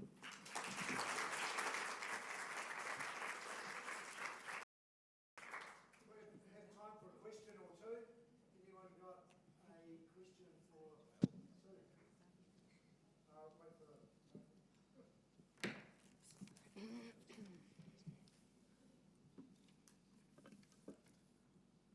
Hello, Yumi. I'd like to ask a question about the percentages of people who are enrolled versus active learners versus completed. And it's something that came up earlier when we discussed MOOCs before, where there's a massive drop. Very, very few people actually complete. Yep. I want to ask you what you think about that, and maybe ask other people to comment on that. Is that kind of failure. I don't know. I feel quite conflicted about it. Yeah, no, I agree. I agree with Peter. I don't, but as I've come to understand the world of MOOCs, to me, a success is that a learner, just like I showed you, when a learner from Romania jumps on and writes 200 words of extended text, life and story, and 1,500 people engage, read it, and some people comment, I consider that just right one learning outcome that I can feel good about. If my only measure of success is number of course completers, then I'm failed, right? But if what I wanted to do was ignite the imagination of 15 or 8,500 potential children's writers in 150 countries, then to me that's a really powerful outcome. I think MOOCs they're fit for purpose. They're part of a whole smorgasbord, and I don't think they're the silver bullet, and I don't think, it should be only MOOCs. But what do other people think about that? I just wanted to say something about that as a learner and somebody who do very well in the formal learning system, is I don't know if Ask Linda tracks their completers or not, but I use Ask Linda. I'll just go to the little bit of a particular video. I want just-in-time learning. I only want that bit. I don't want all the other stuff. And that's how I learn, and that works for me. So that whole idea of somehow it's not working if people don't complete, I think is a way of looking at learning from a historical, academic position. It's not how I learn it, it's not how I use them. It works for me. It's a great comment, and also raises that issue about the privacy as well, the privacy to fail, to learn and fail. And in fact, I was joking about the knot, but my son taught me the knot to tie that really fine piece of nylon to the thicker piece, don't know what you call them when you're fishing. And he just goes to the app and just watches it over and over again until he's learned it, and then he teaches me. But that's all he needed to know. He doesn't need to do the whole course and every knot that there is for fishing. He needs just that one knot, because he's got a specific task to do. But I love the way, I think Khan Academy is a kind of MOOC-style environment where it's adaptive and it is private. And I like Khan because it comes and says, Sue, your algebra understanding is not that great. You need to go and do this. And it takes you back to repair comprehension and repair your knowledge and understanding, and all in the privacy of your own living room. And I think that's got a place. Thank you.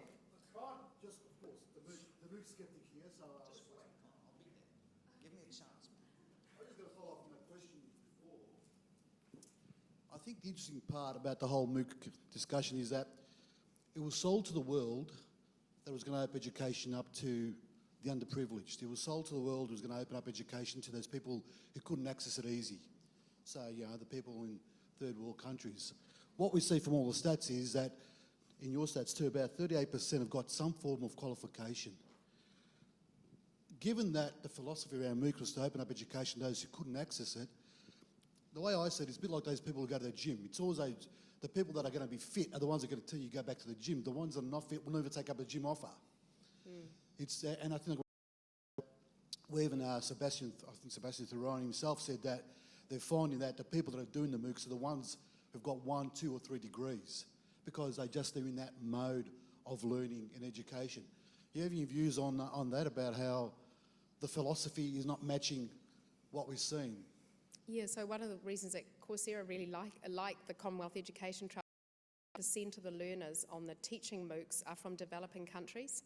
And when you look at the discussion forums for what we call the FTL MOOCs, Foundation of Teaching and Learning, we have people saying this MOOC changed my life. I've never been able to access university level learning before. And we've got professors from the University of Cambridge and other leading universities, including Auckland University, giving them content. So while the learners may be disproportionately represented by those who are employed, relatively wealthy, and having, we've still got, when you look at the numbers, so if we've had 100,000 learners in our teaching MOOC and 40% are from developing countries, that's 40,000 teachers who I could never have reached any other way, and by their own testimony are saying, this is incredibly powerful. I mean, it's really humbling. We see it, don't we, Lydia? People going, oh my God, I praise, like people are very Christian people saying, I praise God for you every day. That this MOOC has come into my, it's kind of, because we take education for granted. I mean, it's really genuine, and it makes you stop and think, oh my God, we are doing something really important. So, I think yes and no, but we definitely are reaching the unreached. There's no doubt about that. And Coursera have very clear social enterprise. I mean, they also have to make money. They've got venture capital, and they're making money now. I think they're in profit now. But any learner, and most of our learners from developing countries don't pay. They just apply for a scholarship on hardship, and Coursera grants it, and we charge them nothing. So they get a verified certificate at no cost to them. So that is quite genuine as well. Okay, thank you.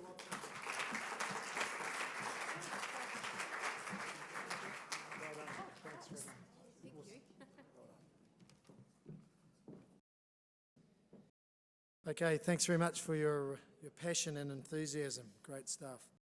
We're moving on now to the panel discussion, which will be chaired by Rachel Teasdale from Kineo.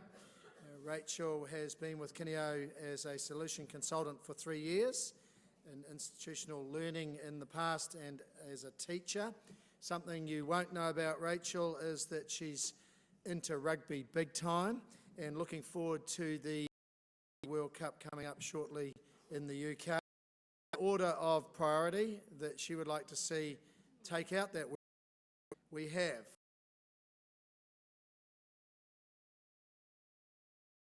So she just hopes that none of those teams play each other on the way and that one of them eventually wins the World Cup. So please help me welcome Rachel to chair your panel discussion.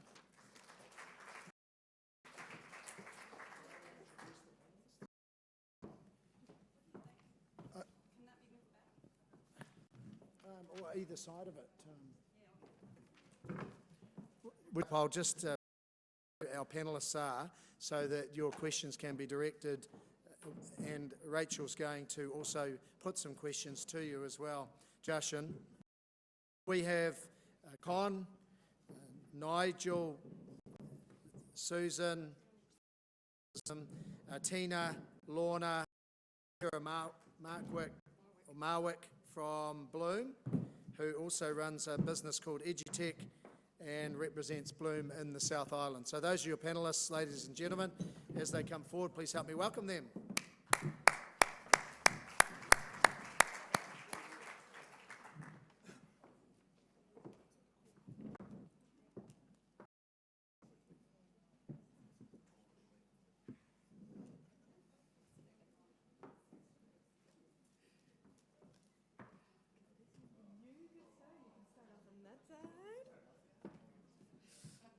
Grab a seat wherever you want. Awesome.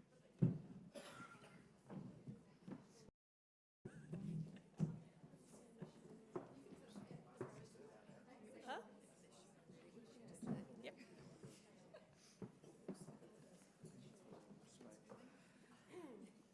Everybody sitting comfortably? Shall we begin? So thank you so much. It's been an amazing couple of days. Learnt heaps.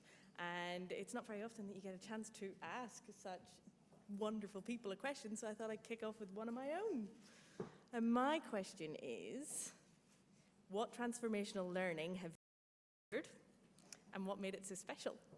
And that is open to the panel, and who would like to answer? Who wants to talk?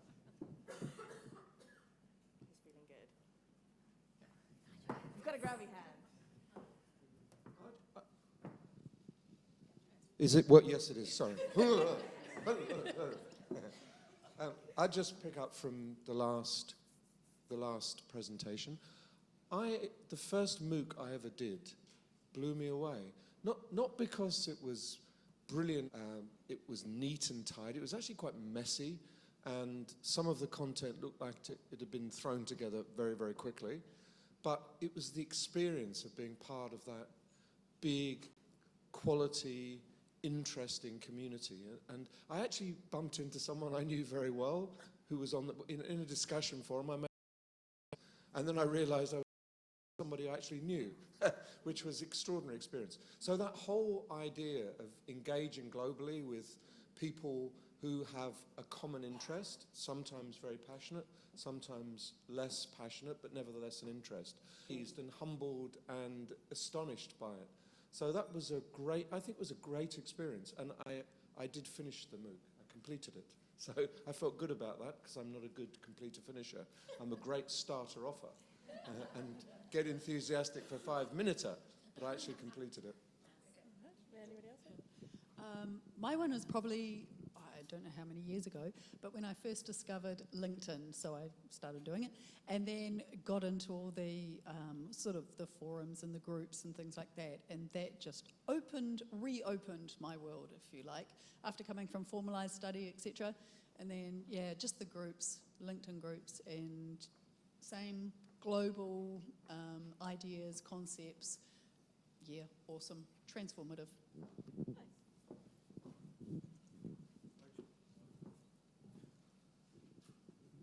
I'll come from the other perspective. Mine was a very simple transformational learning experience. About a couple of months ago, our toilet was leaking. And I was about to ring up a plumber. And I thought, no, I might YouTube this. And I YouTubed it, and I found some guy in Germany. It's one of these imported toilets, by the way. I found some guy in Germany who took a video of a particular mechanism in the toilet. So then I rang around the local plumbing shops and I found the mechanism.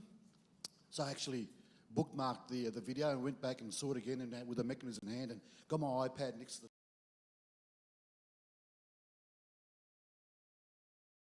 especially when my wife came home and I said, look, I fixed the toilet. But I felt so good because I actually learned something and now I can do it again. I can do it again because I saw it happen. And for me, that's sort of the simple perspective. So the moral of the story is use YouTube as much as you can. It's amazing, it's a resource.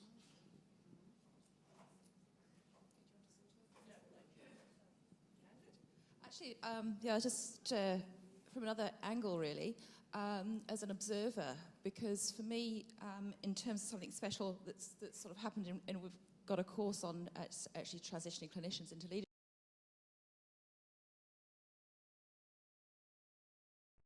Haven't previously accessed the materials online and created a blended course, and we had them as a start have to introduce themselves on a network forums, I don't think, the last couple of days, but watching then as these people got engaged, and they did, as we've discussed, you know, the whole emotional connection with each other, because the requirement for the course was that they did quite a lot of e-learning prior to the classroom component, and as soon as they'd sort of introduced themselves to one another on the forum, and then of course we were able to, they were able to access all sorts of things from the smorgasbord we've been talking about, but watching as those people grew within that course and then took another step, leap forward once we brought them together in the class. But from people who haven't previously had or made use of their computer for learning at all. Thank you very much. Do we have any questions out on the floor? Come on, don't be shy. Wonderful panelists. Great questions. Lots of knowledge. Yay! My question, and it's going to show my lack of knowledge in an area, but my question, and I'd like to know what the most common pitfalls of using Twitter are when you're setting up your Twitter life. Getting caught up with it too much. I tend to, and Rastika's not here, but tell you how Rastika and I connected. I think they were having dinner with Nigel, and she puts out a message that says, I hear you respond within 41 seconds, and I did. And after that, it became a bit of a joke. So you can get caught up in it. That's a pitfall. It's about, again, filtering via your lists or any other process you have. Other pitfalls would be things like there's a few every now and again. You block them. There's a few spam bots and things like that. So that'd be the other pitfall. Just ignore them. What other pitfalls? Just really, like I said, be careful. You're one tweet away from destroying a career or a profile or a brand. So it's about being careful, being mindful of who says it, and you can actually Google. So you don't have to be on Twitter to see what someone's tweeting. As long as you know someone's there, you can see what they're tweeting, so you can Google. So people are watching. There's a lot of people are watching. I got a message from Skillsoft in the USA saying, we're really enjoying what you're doing with AusLearn, and that for me was amazing. That they weren't following me, they weren't interacting, but they were watching. So there's a lot of people out there watching. That's the other thing to be mindful of. They're watching, not for any other purpose rather than just to see, they're curious. So I don't know if anyone else.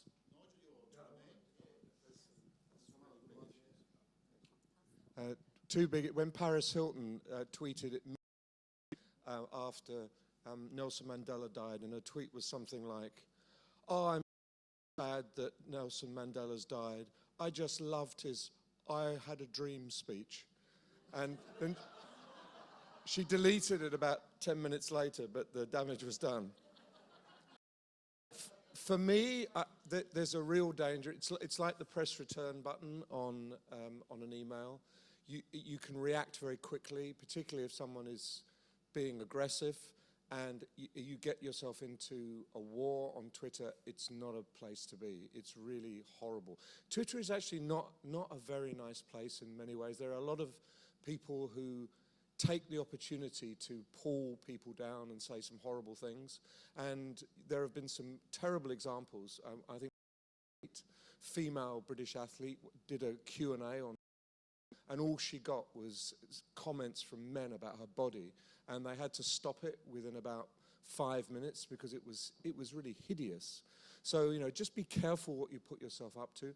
My worst experience was someone called @NeuroBollocks picked up one of my tweets and said that I was an idiot because I had responded to something which was clearly photoshopped and wasn't neuroscience at all. In fact, I'd had correspondence with the neuroscientist who'd produced the image, and I had the data.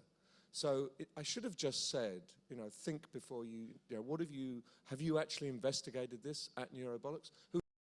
I have no idea who this guy is. Instead, I just went kind of saying, how dare you attack me? You have no facts, you know what you're talking about.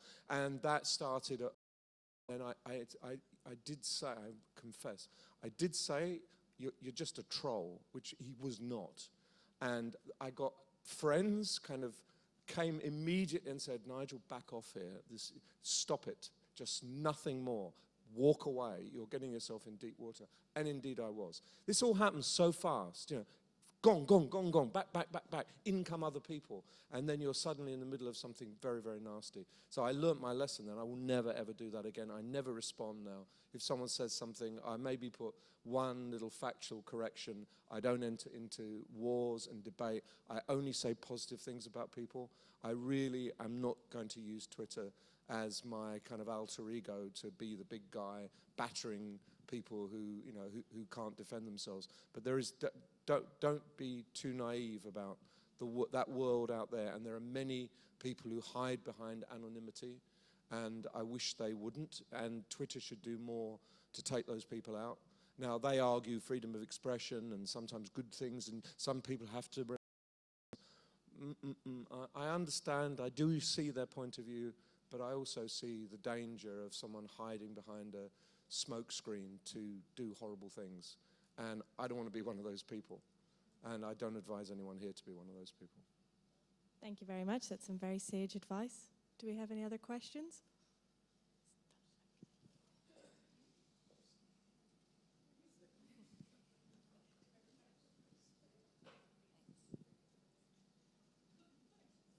I have a question about it's sort of an online solution. So virtual classrooms, are they happening anywhere? Not the webinar passive absorbing sort of thing, but the interactive virtual classrooms. And if they are happening, how, where, what's happening? Because I've just, it seems to be a silence.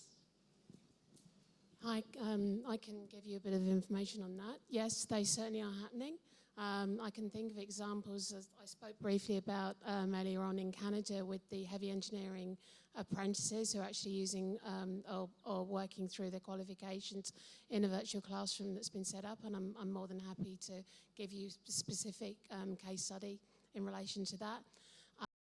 Also, a couple of examples I can think of actually in the UK where there are tertiary education colleges that are using virtual classrooms to bring learners from different campuses together. And I think there's also an example in a university in the UK that's also using it for postgraduates to do some extra learning. So if you want to me to give you a bit more detail on that, I'm happy to do that. True virtual classrooms, particularly the Canadian example, because when people are at thousands of miles away from each other, actually using that virtual classroom, both with a visual and an online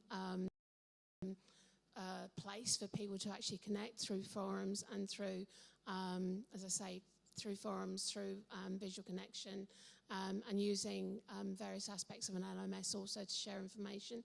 It's really, it's really happening. Sorry, running out of words here this time of the day. But yeah, it's actually a real case study, so I'm more than happy to share that information with you. Wonderful, thank you.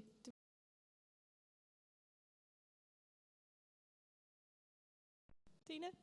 Yeah, I'm just going to be obtuse here. I actually don't see a lot of it in New Zealand. I don't see it as common. You know, be prepared, put your hands up if you're doing a lot of it. And again, talking to my colleague in the UK, I think it's a matter of size. We have people, we tend to still be, I think, to face-to-face and relationships. Tends to be easier. We have smaller numbers to be able to get together. And again, I suppose, putting my blended hat on and deconstructing that, why, when we want to move into more nuggets and snacks, why would we replace one classroom session with a big online classroom session, which is required at a particular time? So again, what I maybe see more tools, but again, deconstructed classroom, different way. Thanks, Tina. I was just in Hawaii last week, and at the pineapple factory, the Dole factory, you know, D-O-L-E, which comes from Hawaii, which I didn't know. Anyway, as we were sitting on the little toy train that goes around the pineapple plantation, I was talking to somebody who happened to be in HR, and she was had just relocated to Hawaii. She'd been there for a year now. And I said, oh, so what do you do in HR? And she told me the company she was in, and that they had generously let her move from her state into Hawaii, and she was continuing the job by remote. I said, so what do you do then for this company who have, you know, tens and tens of thousands of employees? She goes, oh, I do all the inductions. I went, really, how? She goes, oh, by online classroom. That's actually her job. And it doesn't matter because the people she's talking to are in all the other states. So I agree, it's actually about size. We're not really doing it much in New Zealand because we don't have the staggering numbers that they have, and it's really normal to them. They've been doing it for ages. Brilliant, thank you. And we have another question.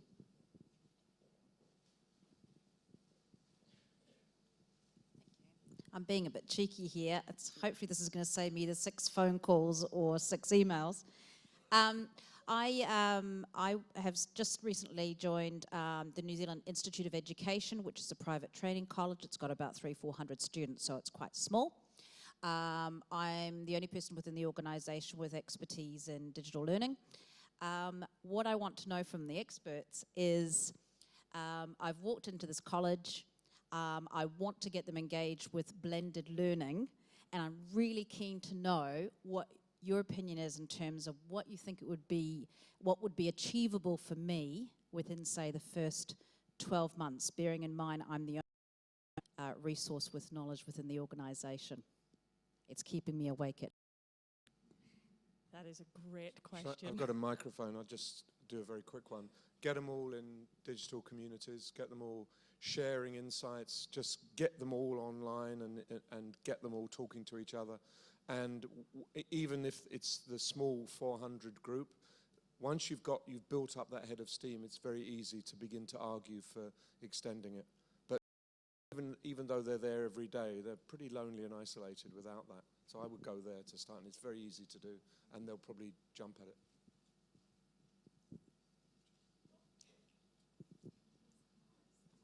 It's very similar to Nigel's. Try to get your CEO or the leader involved in enterprise social network.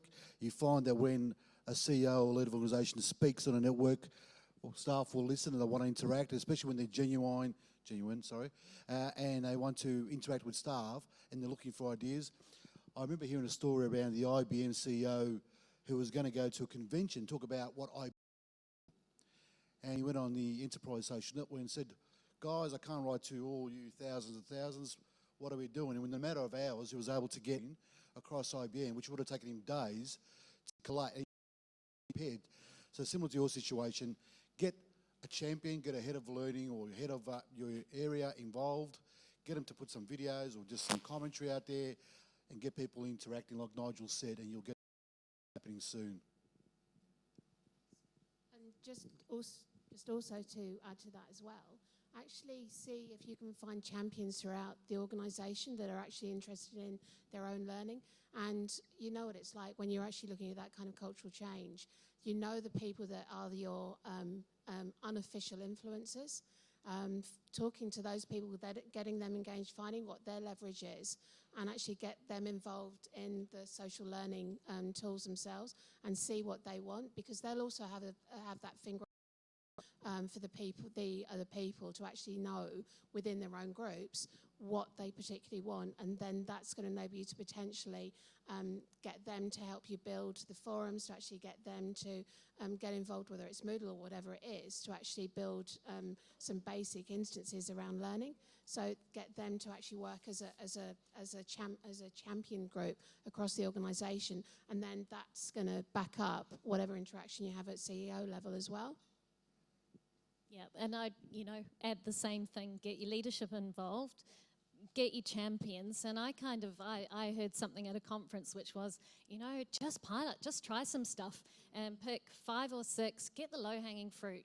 Those are going to be the wins, the things that are really important to your organisation. If you can hang something off, find one person who's willing to just give something a go, and then it's not you talking about it. It's actually some really important people going, yeah, I was a bit skeptical and now I'm doing it, and that will spread the word. And some might fail, but go. It's okay if, 4 of my 5 pilots fail, but one of them will be a success, and, that will give you momentum. Yeah, just adding to that, certainly the champions from within the organisation, and I would suggest that if you seed some topics to get that feedback, then have those champions each moderate and give feedback on the as the new people come in and post, because what we found works extremely well is I need to get to see that their posts are being responded to in a sort of fairly quick turnaround time, and that just encourages further contribution. Can I just ask? You said blended learning, didn't you? Right, so not just social learning. So I would take quite an opposite view, this is me, because social learning is often a lot harder to set up and get it activated, getting it moving, getting people buying into it. I just find that a little harder. What to do is, I think, like you said, pick something that they want, that they're interested in, or that there's a really big need, or everybody has to go through a 2-hour workshop for, or whatever it happens to be. So something that has to be done, or that they really want, and then do something really quite cool with that, because it is your first piece. You need your first piece to be a win. You want them to go, wow, that was cool, we like it like that, give us more. So I'm really looking for, which is going to be your little sort of showcase. Does not mean it has to be super expensive or super polished, just has to be clever, smart. And it's like, oh, flip, give us more. So I'd be looking for the give us more like that. Just to add to that, sorry, just to add to that a little bit, what are the pain points? You know, before when Vi and I were talking about the pain points within the organisation and actually then and addressing those. So find out from the guys the things that cause them the most problem, or that then you can provide a relatively easy solution to through learning opportunities, as Susan was saying. And then if you're addressing a pain point and you're making it exciting and it's something they want to be involved in, things coming together are going to give you a lot more leverage with people on the ground, and then that's going to open them up to wider things you want to develop. One last sentence, just don't say, I think you should do. It's we. Go spend your time talking to people, including students. Come up with the agenda. Say, this is what the community thinks. This is what I would add to that. Where should we go here? So you're working on everybody's agenda, not your agenda. And talk benefits. Sell them the benefits, sell them, talk about the ROI. You're going to make some savings over what they're doing, so talk about it. That's kind of what people want to hear.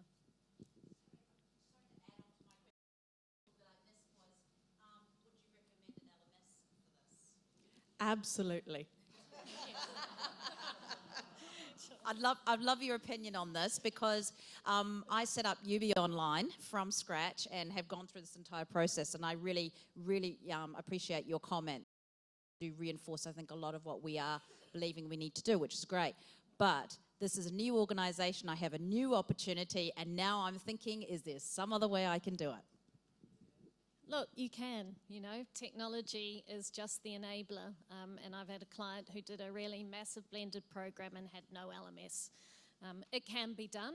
I just think it makes your life a little bit easier. But the two things don't need to go hand in hand. You can look at one without the other. Don't let it be the barrier to what you want to do, though. It depends very much how you want to set it up, how structured you want to be. But if you just want to get started, I wouldn't, because that is, I'm sorry, all those, will just slow you down. You can wait another year before you chosen it, paid for it, convinced everybody, implemented it, got it debugged, and it's a year later. So I would tend to still go, if this is startup stuff, I would potentially go online quizzing, because it's easy and there's quick wins, and people actually like doing online quizzes. They tend to, if they're cleverly, well done. So I'd get an online quizzing tool for $1,000 or so, web quiz maybe. And I also would develop a little piece of e-learning, or whether it's a 5-minute thing or whatever, to one of the pain points. If you wanted to increase the formality or the structure behind that, they do the little piece. You might just send it out by for, if you want to know about blah, blah, blah. They click the link, which activates the little e-learning bit. You can have a second link, which then puts them to the online quiz, because for the moment, you can just track with that. That'll give you all these analytics, much money. And then they will start to demand it. Now you've got license to go spend more money, do more stuff. I would go easy entry. Don't forget curation, not creation. We're and in our LMS final is supposed to solve problems, not start problems. If you LMS, you're building problems for yourself. Direction. A simple direction. What is your measure of success? What are you looking to achieve? Let that determine why you want an LMS. Make it clear from your perspective, from your executive's perspective, who else you report to, what are they looking for? How are we going to judge whether this blended initiative has been successful? Then from there determine whether you need to report bums on seats, completion rates, or do you need to measure behavioural change, or do you need to measure some other outcome? Look at the KPIs you currently have in your organisation. Look how they fit into what you want to do. And then take those and determine your measure. Don't let technologies drive your outcome, let your outcomes drive your technology. And just in relation to that as well, make sure you are measuring it, and make sure you're actually getting rich data doing that, so that you've got the hard information that is going to influence your execs, but also, everyone's been saying, you're actually making a difference in people's day-to-day work. It is that you come out with, so that their emotions are affected. Certainly, as you were talking about this morning, it's actually about that emotional connection to it. So, line guys emotionally connected to it, that they feel the benefit, that they feel it's making a difference to them day to day, and then the hard information you get that you gather is going to influence the exec. So those two things are going to enable you to take things forward. Thank you very much. That is us. We are out of time. I'm sure that all of our experts will be around to answer any questions. So thank you very much.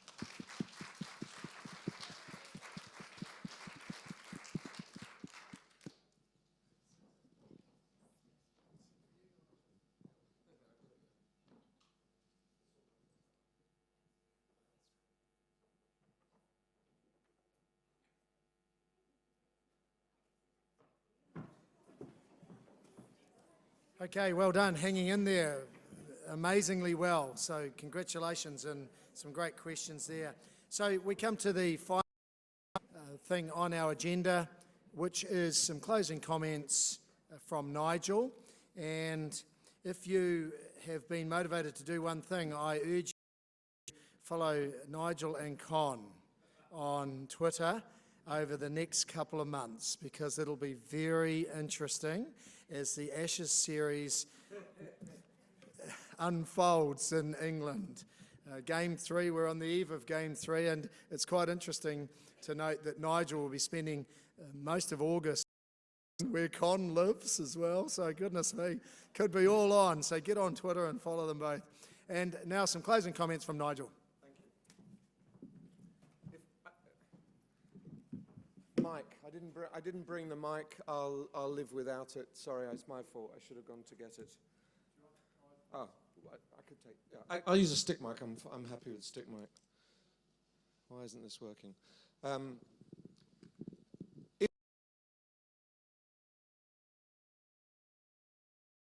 Not intentional. It's actually a wonderful, loving community with a few psychos. Pretty much like the world out the rest of it. It's a world full of loving, wonderful people with a few psychos. So the emphasis is on the positive, the life-enhancing, and the learning, and the sharing, and the community. And I've got some amazing on Twitter who I've never met. I don't even remember what their real name is, but I know them by their Twitter. Their Twitter handle is eBase, and a lot of people come up to base as if that's, but it's not my real name. And I'm just having trouble getting this thing started because it's run out of power, so maybe I'll forget doing all that. I think I've got 5 or 6 points to make in this session, and it's trying to pull together some loose ends from the conference and try and sum it up for you. But I think you ought to have a go at that as well. It shouldn't just be me telling you everything, as if I have some greater insight than everybody in this room. And you've hung in right to the end. You deserve a chance to talk. So I think you should stand up. You've been sitting a long time. Stand up and just, what is the conference? One top thing you've got out of the conference to anybody in the room. And I'll sum up.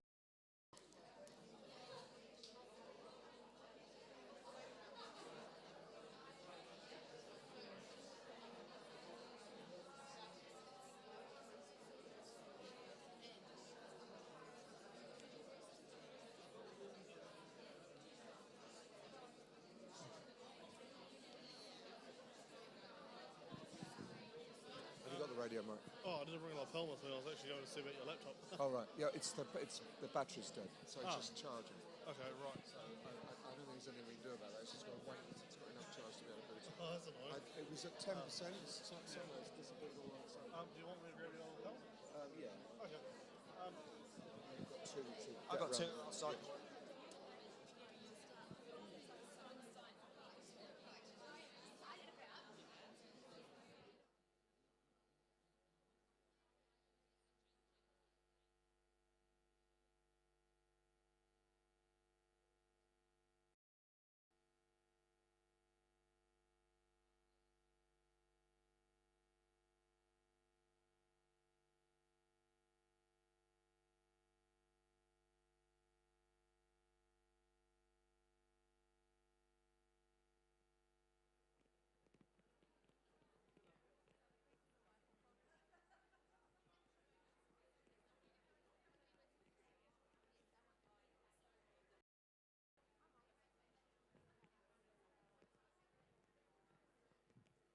Okay. Can we use the mics? So if people point, I'd like a few to wandering around. There's Nigel, the man with the mic, as opposed to Nigel, the man with the mouth. So who wants to start? Just a simple point. Someone start this conversation off. Can I just pick someone? Yeah, pick someone.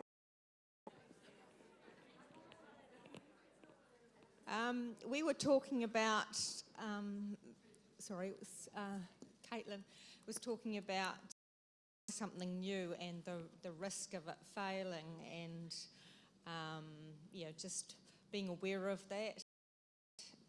We were talking about what we'd got out of the conference about mitigating that risk by all of the things like asking questions of people, looking at your outcomes, looking at your objectives, looking at the organisation's objectives, all of that sort of thing. Yeah. But you can mitigate the risk to a certain extent. You can. Yeah. To a large extent. And that little point that was made in the last one, pilot. If you pilot stuff, or if you don't like call it experiments or tests, then no one is going to blame you for a test that doesn't work out. They will blame you if you bet the bank on something and it's a total disaster. And if you do a pilot and it fails, you up-talk all the amazing things you've learnt about it, and there are really clear guidelines that you will follow in future in order not to make that mistake. Think how much money we've saved by not rolling this out. You can really talk up the most disastrous pilot. Don't bet your bank. Don't set yourself up to be knocked down, because you might have a sense that something will be successful, but you don't actually know till you test it out. So start small. Start small. Yeah. Replace the word fail with learn and see if it works. Who else? I'm going to pick someone if you don't. Just pick someone. I suppose for me, as someone that's been in an instructional design role for not a very long period of time, it's kind of opened up my eyes with new ideas, especially around, I was really impressed by the video virtual reality piece yesterday, and also just how you can make something visually quite pleasing. Yeah. Yeah. I think that's a good insight, and I would keep that in your head. I think virtual reality is going to be really important. I think you will find that very, very cool for you. One more. Who is it? Thank you. George and I were talking about the MOOCs and how powerful they are, and listening to Sue Watson before. That was inspiring. Listening to Con saying about, it's only going to get folks who are probably already educated, and it was nice to hear what the reach is, really, even if you don't complete. And I've known that I've tried a gamification one earlier in the year. I got to the end of it, didn't do the assignments, but I learned so much. It was fascinating. It's wonderful to do. Thank you. Yeah. It also showed us the power of seeing something rather than talking about something. You could have done a presentation with bullet points saying, this MOOC we've launched, and it's got this number of people, and everyone loves it, and there's this number of countries. And hey, it's so much better to look at it in reality, see it. So we got a tangible sense of what that MOOC was about. We could taste it, touch it, and that matters so much more than a polished presentation where everything's been sorted out. The fact that it was rough around the edges, this is live, let's just look and see what's happening in the moment. Hey, guess what? We learn so much more, and we get a much more valuable and powerful insight, and that's a great lesson. And I think the kind of market is, if you go in with PowerPoint slides about all the things you could do, rather than illustrations of what we could do, and even if they're a bit rough and ready and they don't quite match, people will love that much more. It's a very simple tip. If you're an instructional designer, show them what you can do. Don't talk about all the things you can do. Give them an example. These things work, and it's so rich and powerful learning experience, and take it to heart. This is the person who is now going to, can we switch to the slides? This is a person who's going to now talk about stuff rather than show you. And have a seat. This is my first little insight, and my first little insight is that we were looking like we were looking through curtains. We're looking down a river.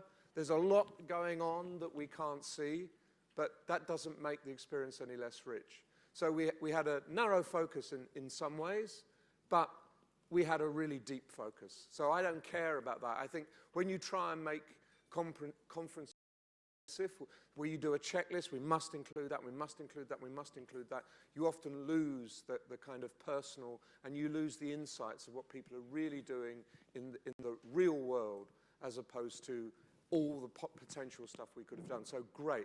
And I also think it was a lesson for some of the best examples. The best examples were all keep it simple. The best examples were people who thought about the purpose, thought about the audience, and did something appropriately, didn't throw in bells and whistles that are completely unnecessary. Simplicity won. You know, the gold award winner at the eLearning Sue's boat course, it's very simple. And its beauty is in its simplicity.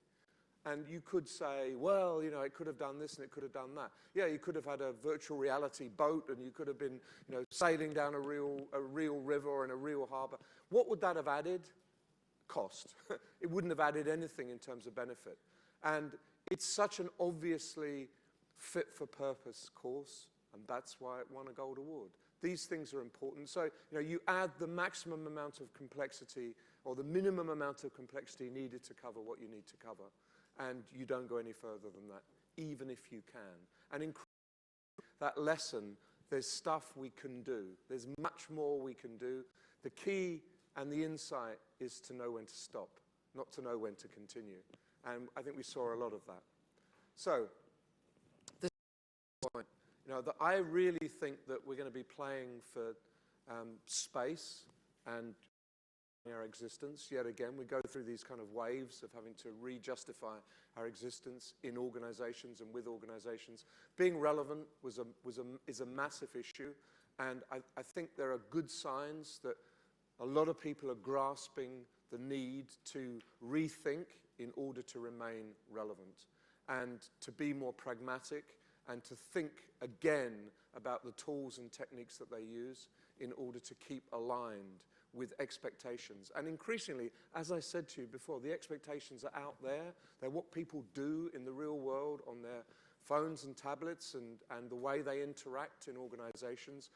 At the very least we have to do is be aligned with that and not say, no, when you move into learning, you move into a totally different, separate world, isolated, and we do things very differently here because it's learning. Increasingly, no one's going to listen to that. You've really got to make it work and work for everybody, both the people who are paying and the people who are consuming. And I saw a lot of really great insights, really good stuff.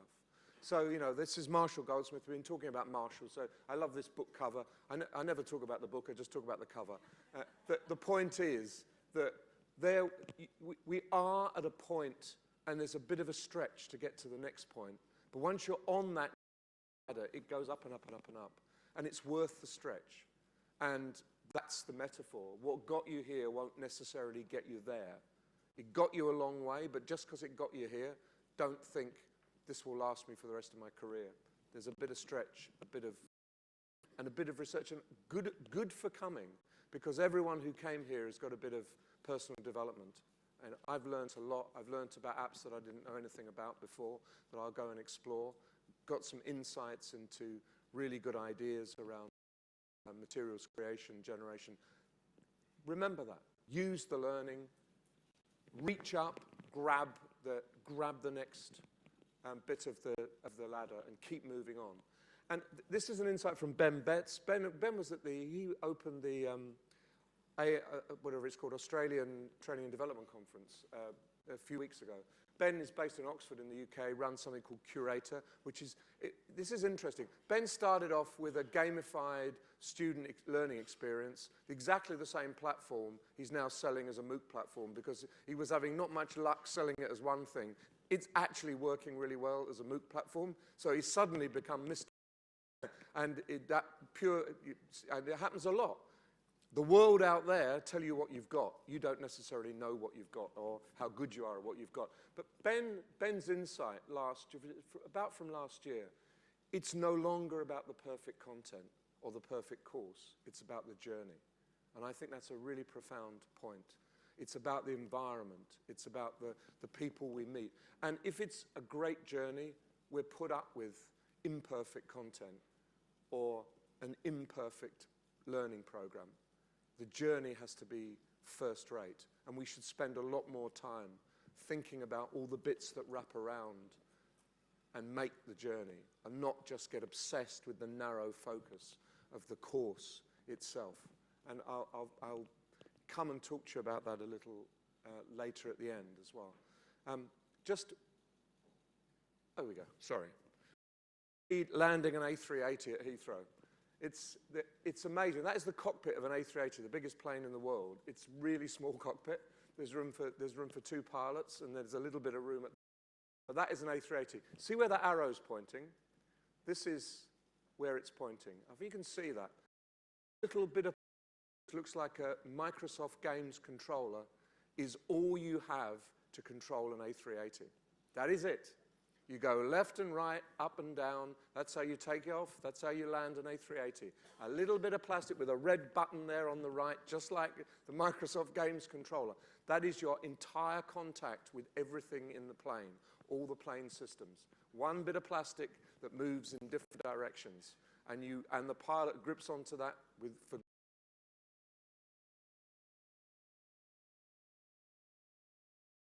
on autopilot.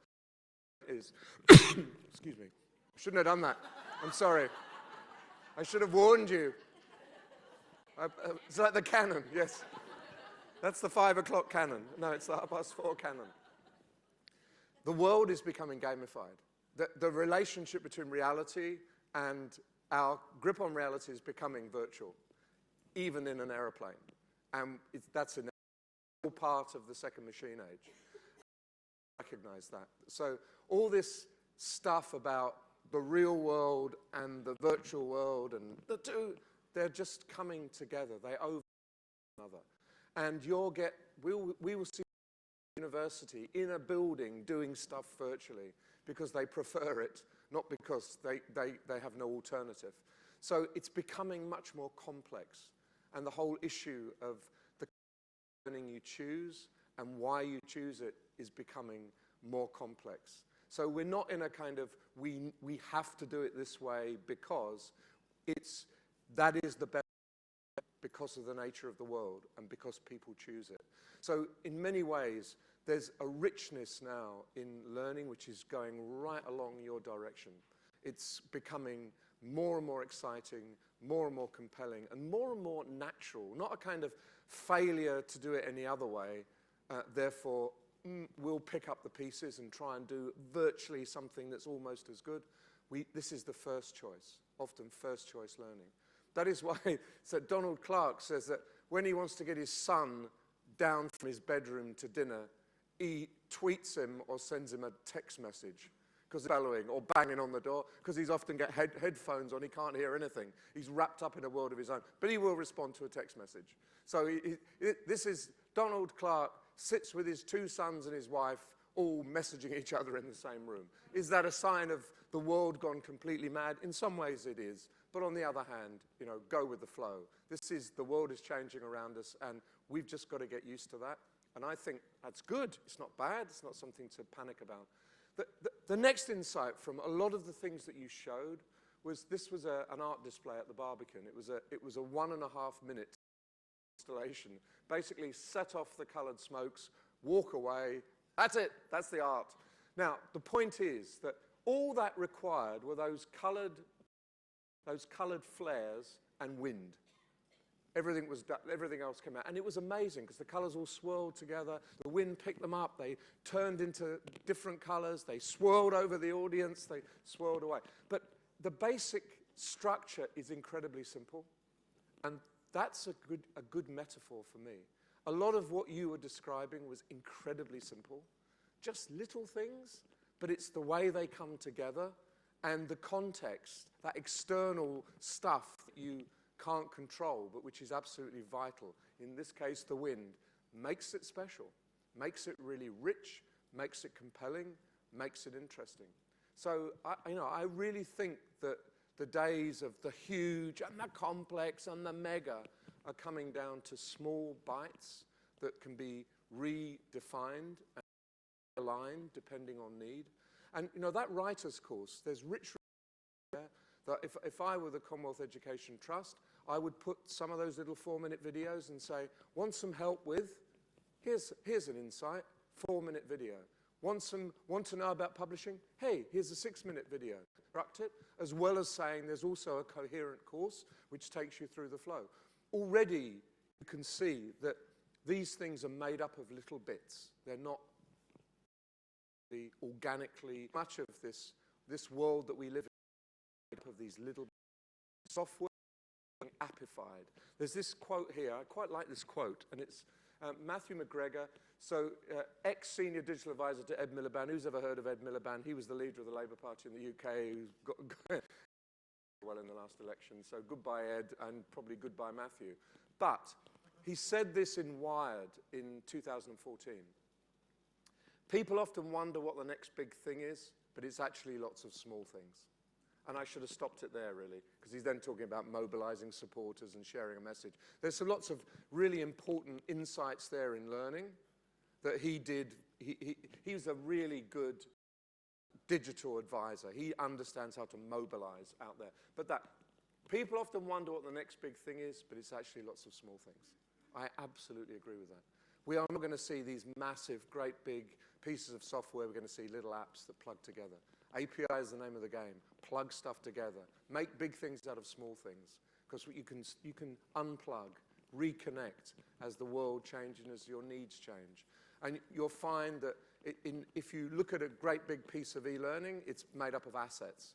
What we're doing now is reversing it all and looking at the cupboard and looking at the assets and seeing the assets intrinsic value all of their own. And how you wrap those up can change. That in some ways, that's the least important thing. What's most important is the quality of the assets, the small things that you can plug together and make sense of.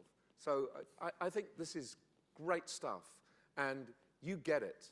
And that's the most important thing, is that you get this. So this is also important. This is from the Employee Engagement Mindset by Timothy Clark. Exhilaration of learning is rocket fuel for employee engagement. And quote, and I would use that when you're trying to sell something to a company. The exhilaration of learning is rocket fuel for employee engagement. And I think that's true. But note, it doesn't say doing lots of boring learning is rocket fuel for employee engagement. It says the exhilaration of learning. Excitement, wow factor, really making people sit up. That's the exhilaration of learning. Never forget that the best learning is done through exhilaration and excitement. It's not done through tedium and obligation. And we've got to do more exhilaration. And I defy anyone to give a subject that you can't exhilarate with. Compliance. You can make compliance exhilarating and exciting if you break away from the mindset of, well, we've got to do this and this and this, and then test on this and this and this, and then move on to this and this and this, so everyone's drop dead with boredom. You can make it really exciting. By one bank that I was talking to, their entire compliance was based on test cases of unbelievable catastrophes that occurred in banks by people not being compliant. So this is the problem. How would you begin to solve it? What do we need to put in place so that this can't happen in our institution? It was all problem-based and case study-based, and people were encouraged. Guess what? They were encouraged to talk to each other and work in groups and come up with solutions, not sit there endlessly in front of the screen till they're up. How much more successful was that compliance? How much more did it stick in the head? How much more was behavior being changed? It was almost immeasurable, the difference between based, community-based, let's do this stuff, than let's learn this stuff. So I'm going to finish now. Am I doing all right? Yeah. I'm doing well, good, excellent. So this whole business of alignment, I actually think there are these three things. This is from my friend Matthew Bidwell, who's a professor at business school in Philadelphia. Matthew says that forget about skill development without motivation and empowerment. What is the point of developing skills when there's no motivation? Developing skills when you're not empowered to put them into practice? And think about the whole triangle. What's the point of empowering people when they haven't got the skills? What's the point of motivating people when they've got neither skills nor empowerment? So you've got to take people round that triangle so that it's not your responsibility. I'm sick to death with people blaming those. You create a program. Unio Asia Pacific does a brilliant piece of learning and then they're blamed because something went wrong. It's not them at all. It's a community. The decision is we work together on this. Kineo will do its bit. The organisation has to do its bit. And together, they will do something fantastic. But that is a very important insight. It's about empowerment and motivation as well as skills. And if you do not address the motivation, for example, if you just develop skills in a tedious way, you do not motivate in any way, and if you don't even think about the empowerment that should come with that, you're heading for disaster. You need to focus on that trilogy. I think it's a great trilogy because I've got a new word. I think it's a new word, and that is enablement. Enablement is a big word at the moment. You're enabling people. You're enabling organizations. And if you use that word, it's a great word to have. But enablement doesn't come through just learning. Enablement is a much more complex process. You're part of the solution, but you aren't the solution. You're part of it. You work in partnership. So you have conversations about what are you trying to achieve? What is actually, do you want to go on in this organization? And I hope that all of you have got the courage to walk away and say, hey, that is in no way a learning problem. Because the worst thing we do in our industry is take all prisoners. Yeah, they're there, everyone hates everything. We'll give them some learning, that'll solve everything. And oh my goodness, it's failed miserably. I told you learning was rubbish. What a waste of money. We're not going to put any more budget into that. There are times when walk away and say, that is simply not a learning problem. When you fix that problem, then we can talk about the learning. It's a much richer, more rewarding conversation to have. And it kind of keeps you clean, keeps you good, and keeps you professional. Enablement. That is what you're in, the business you're in. And the very final thing, my final image is this. I love this image. I've used it forever. And please close your ears, because I'm not being precisely scientific. But I think we've spent way too long focusing on making the drop perfect. Way too long. What we should be on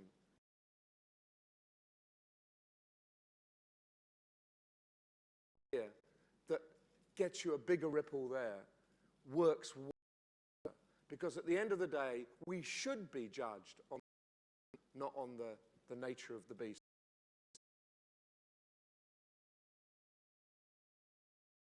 Focus way too much on the drop, and we should focus a little bit more on, so tell us the impact.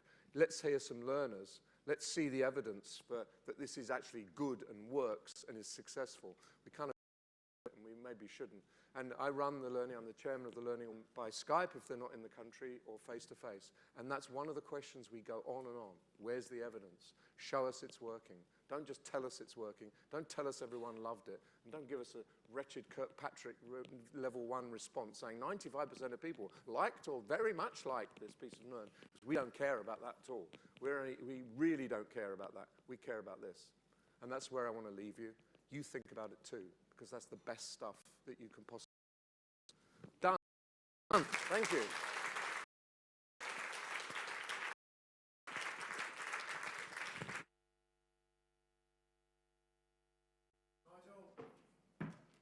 What a great way to encapsulate everything of the last 2 days. Absolutely fantastic. Thank you very much, Nigel. Great way to finish on a high note. Speaking of which, you've hung in, and now we can say that we have actually run a competition, and there are some winners, but they have to be in this room, I believe. Yep. So, Beryl, the first prize for an iPad Mini is for the Zapper competition, and we have all the entries in here, and there's no police here, but you are supervising it yourself, and I'm going in and I'm mixing around, and I'm going to each end and I'm mixing around, and I pull out a winner, and that winner, Beryl, tell us who has won. Shelley Gillespie.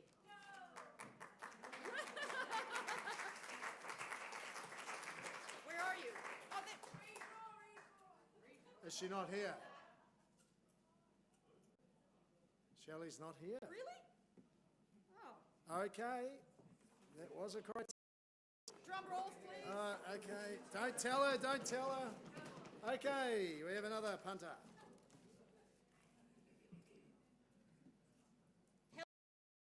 Chin? Lynn. Hey, Lynn. oh. I can see, I'm so sorry. There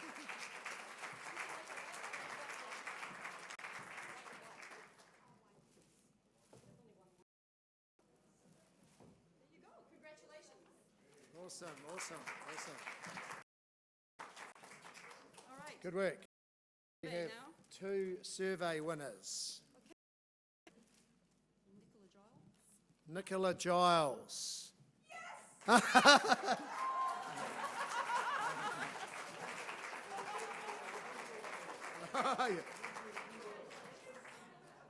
Sorry, have you got some ID? Have you got some ID? No. Does everyone know this person is Nicola Giles? Yeah. All right. Okay, and Eileen Baxter. Irene or Eileen? Baxter. I always feel so disappointed for people. Well, the third, I have a couple of, in case that happened, I had a couple of names. We pulled 4 out. The next one is Josh Dixon. He's oh, actually, I'm his twin, so 5 of clubs, 5 of clubs. We're linked. No, okay. Rebecca Smith. Oh, I'm going to have to get my laptop out now. Oh. Okay, let's go to the laptop and while we're going to the laptop, just wanted to remind you that on your way out, there's plenty of bananas on. Job as a green gorilla if I wasn't going to remind you about those. Okay. Give me a number. Okay, so.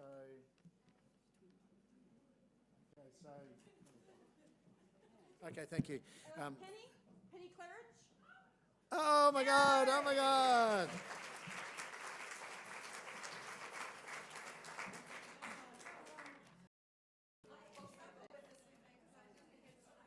Oh, okay. All right, fantastic. Is that us? Yeah. All right. One more thing. Are you going to say anything else? Oh, okay. Well, really, all I wanted to do was just thank a few people, if I may, and I think Beryl probably wants to as well. But look, I wanted to thank our sponsors for one final. Without our sponsors, this conference wouldn't have happened. I heard that several times, but let's give it up.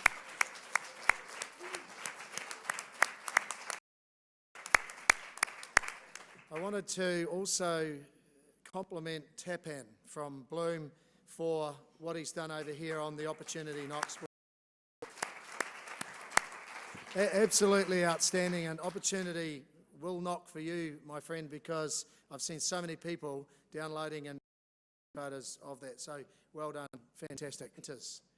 Over the last 2 days, because they submitted bios and I got in their face and about them, and they willingly supplied that, and I felt they gave us a human face or something we didn't know about them, which just made it a little bit more interesting, and certainly more interesting for me to introduce them, and they all gave freely of that information. So let's give it up for our presenters for the last two days.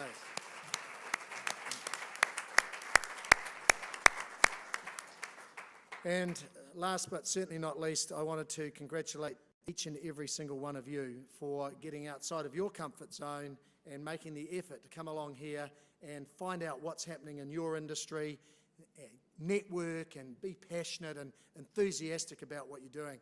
And I think that the range and the diversity of the people in this room and the people that have presented to you has given you 2 days of awesome learning. And I concur with Nigel. Don't leave it here. Go away and use what you've learnt to your advantage, to the advantage of your companies. And just remember this, I'll leave you with this one quote, and that is, this is actually a catch cry of the Auckland Blues, but don't worry about that. So what I'd like to leave you with is, better never stops. Simple.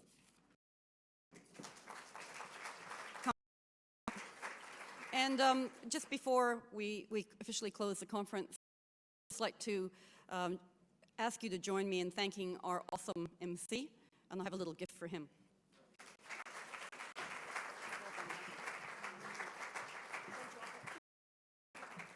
Okay, everyone, thanks so much for coming. We are now officially closed. Finito.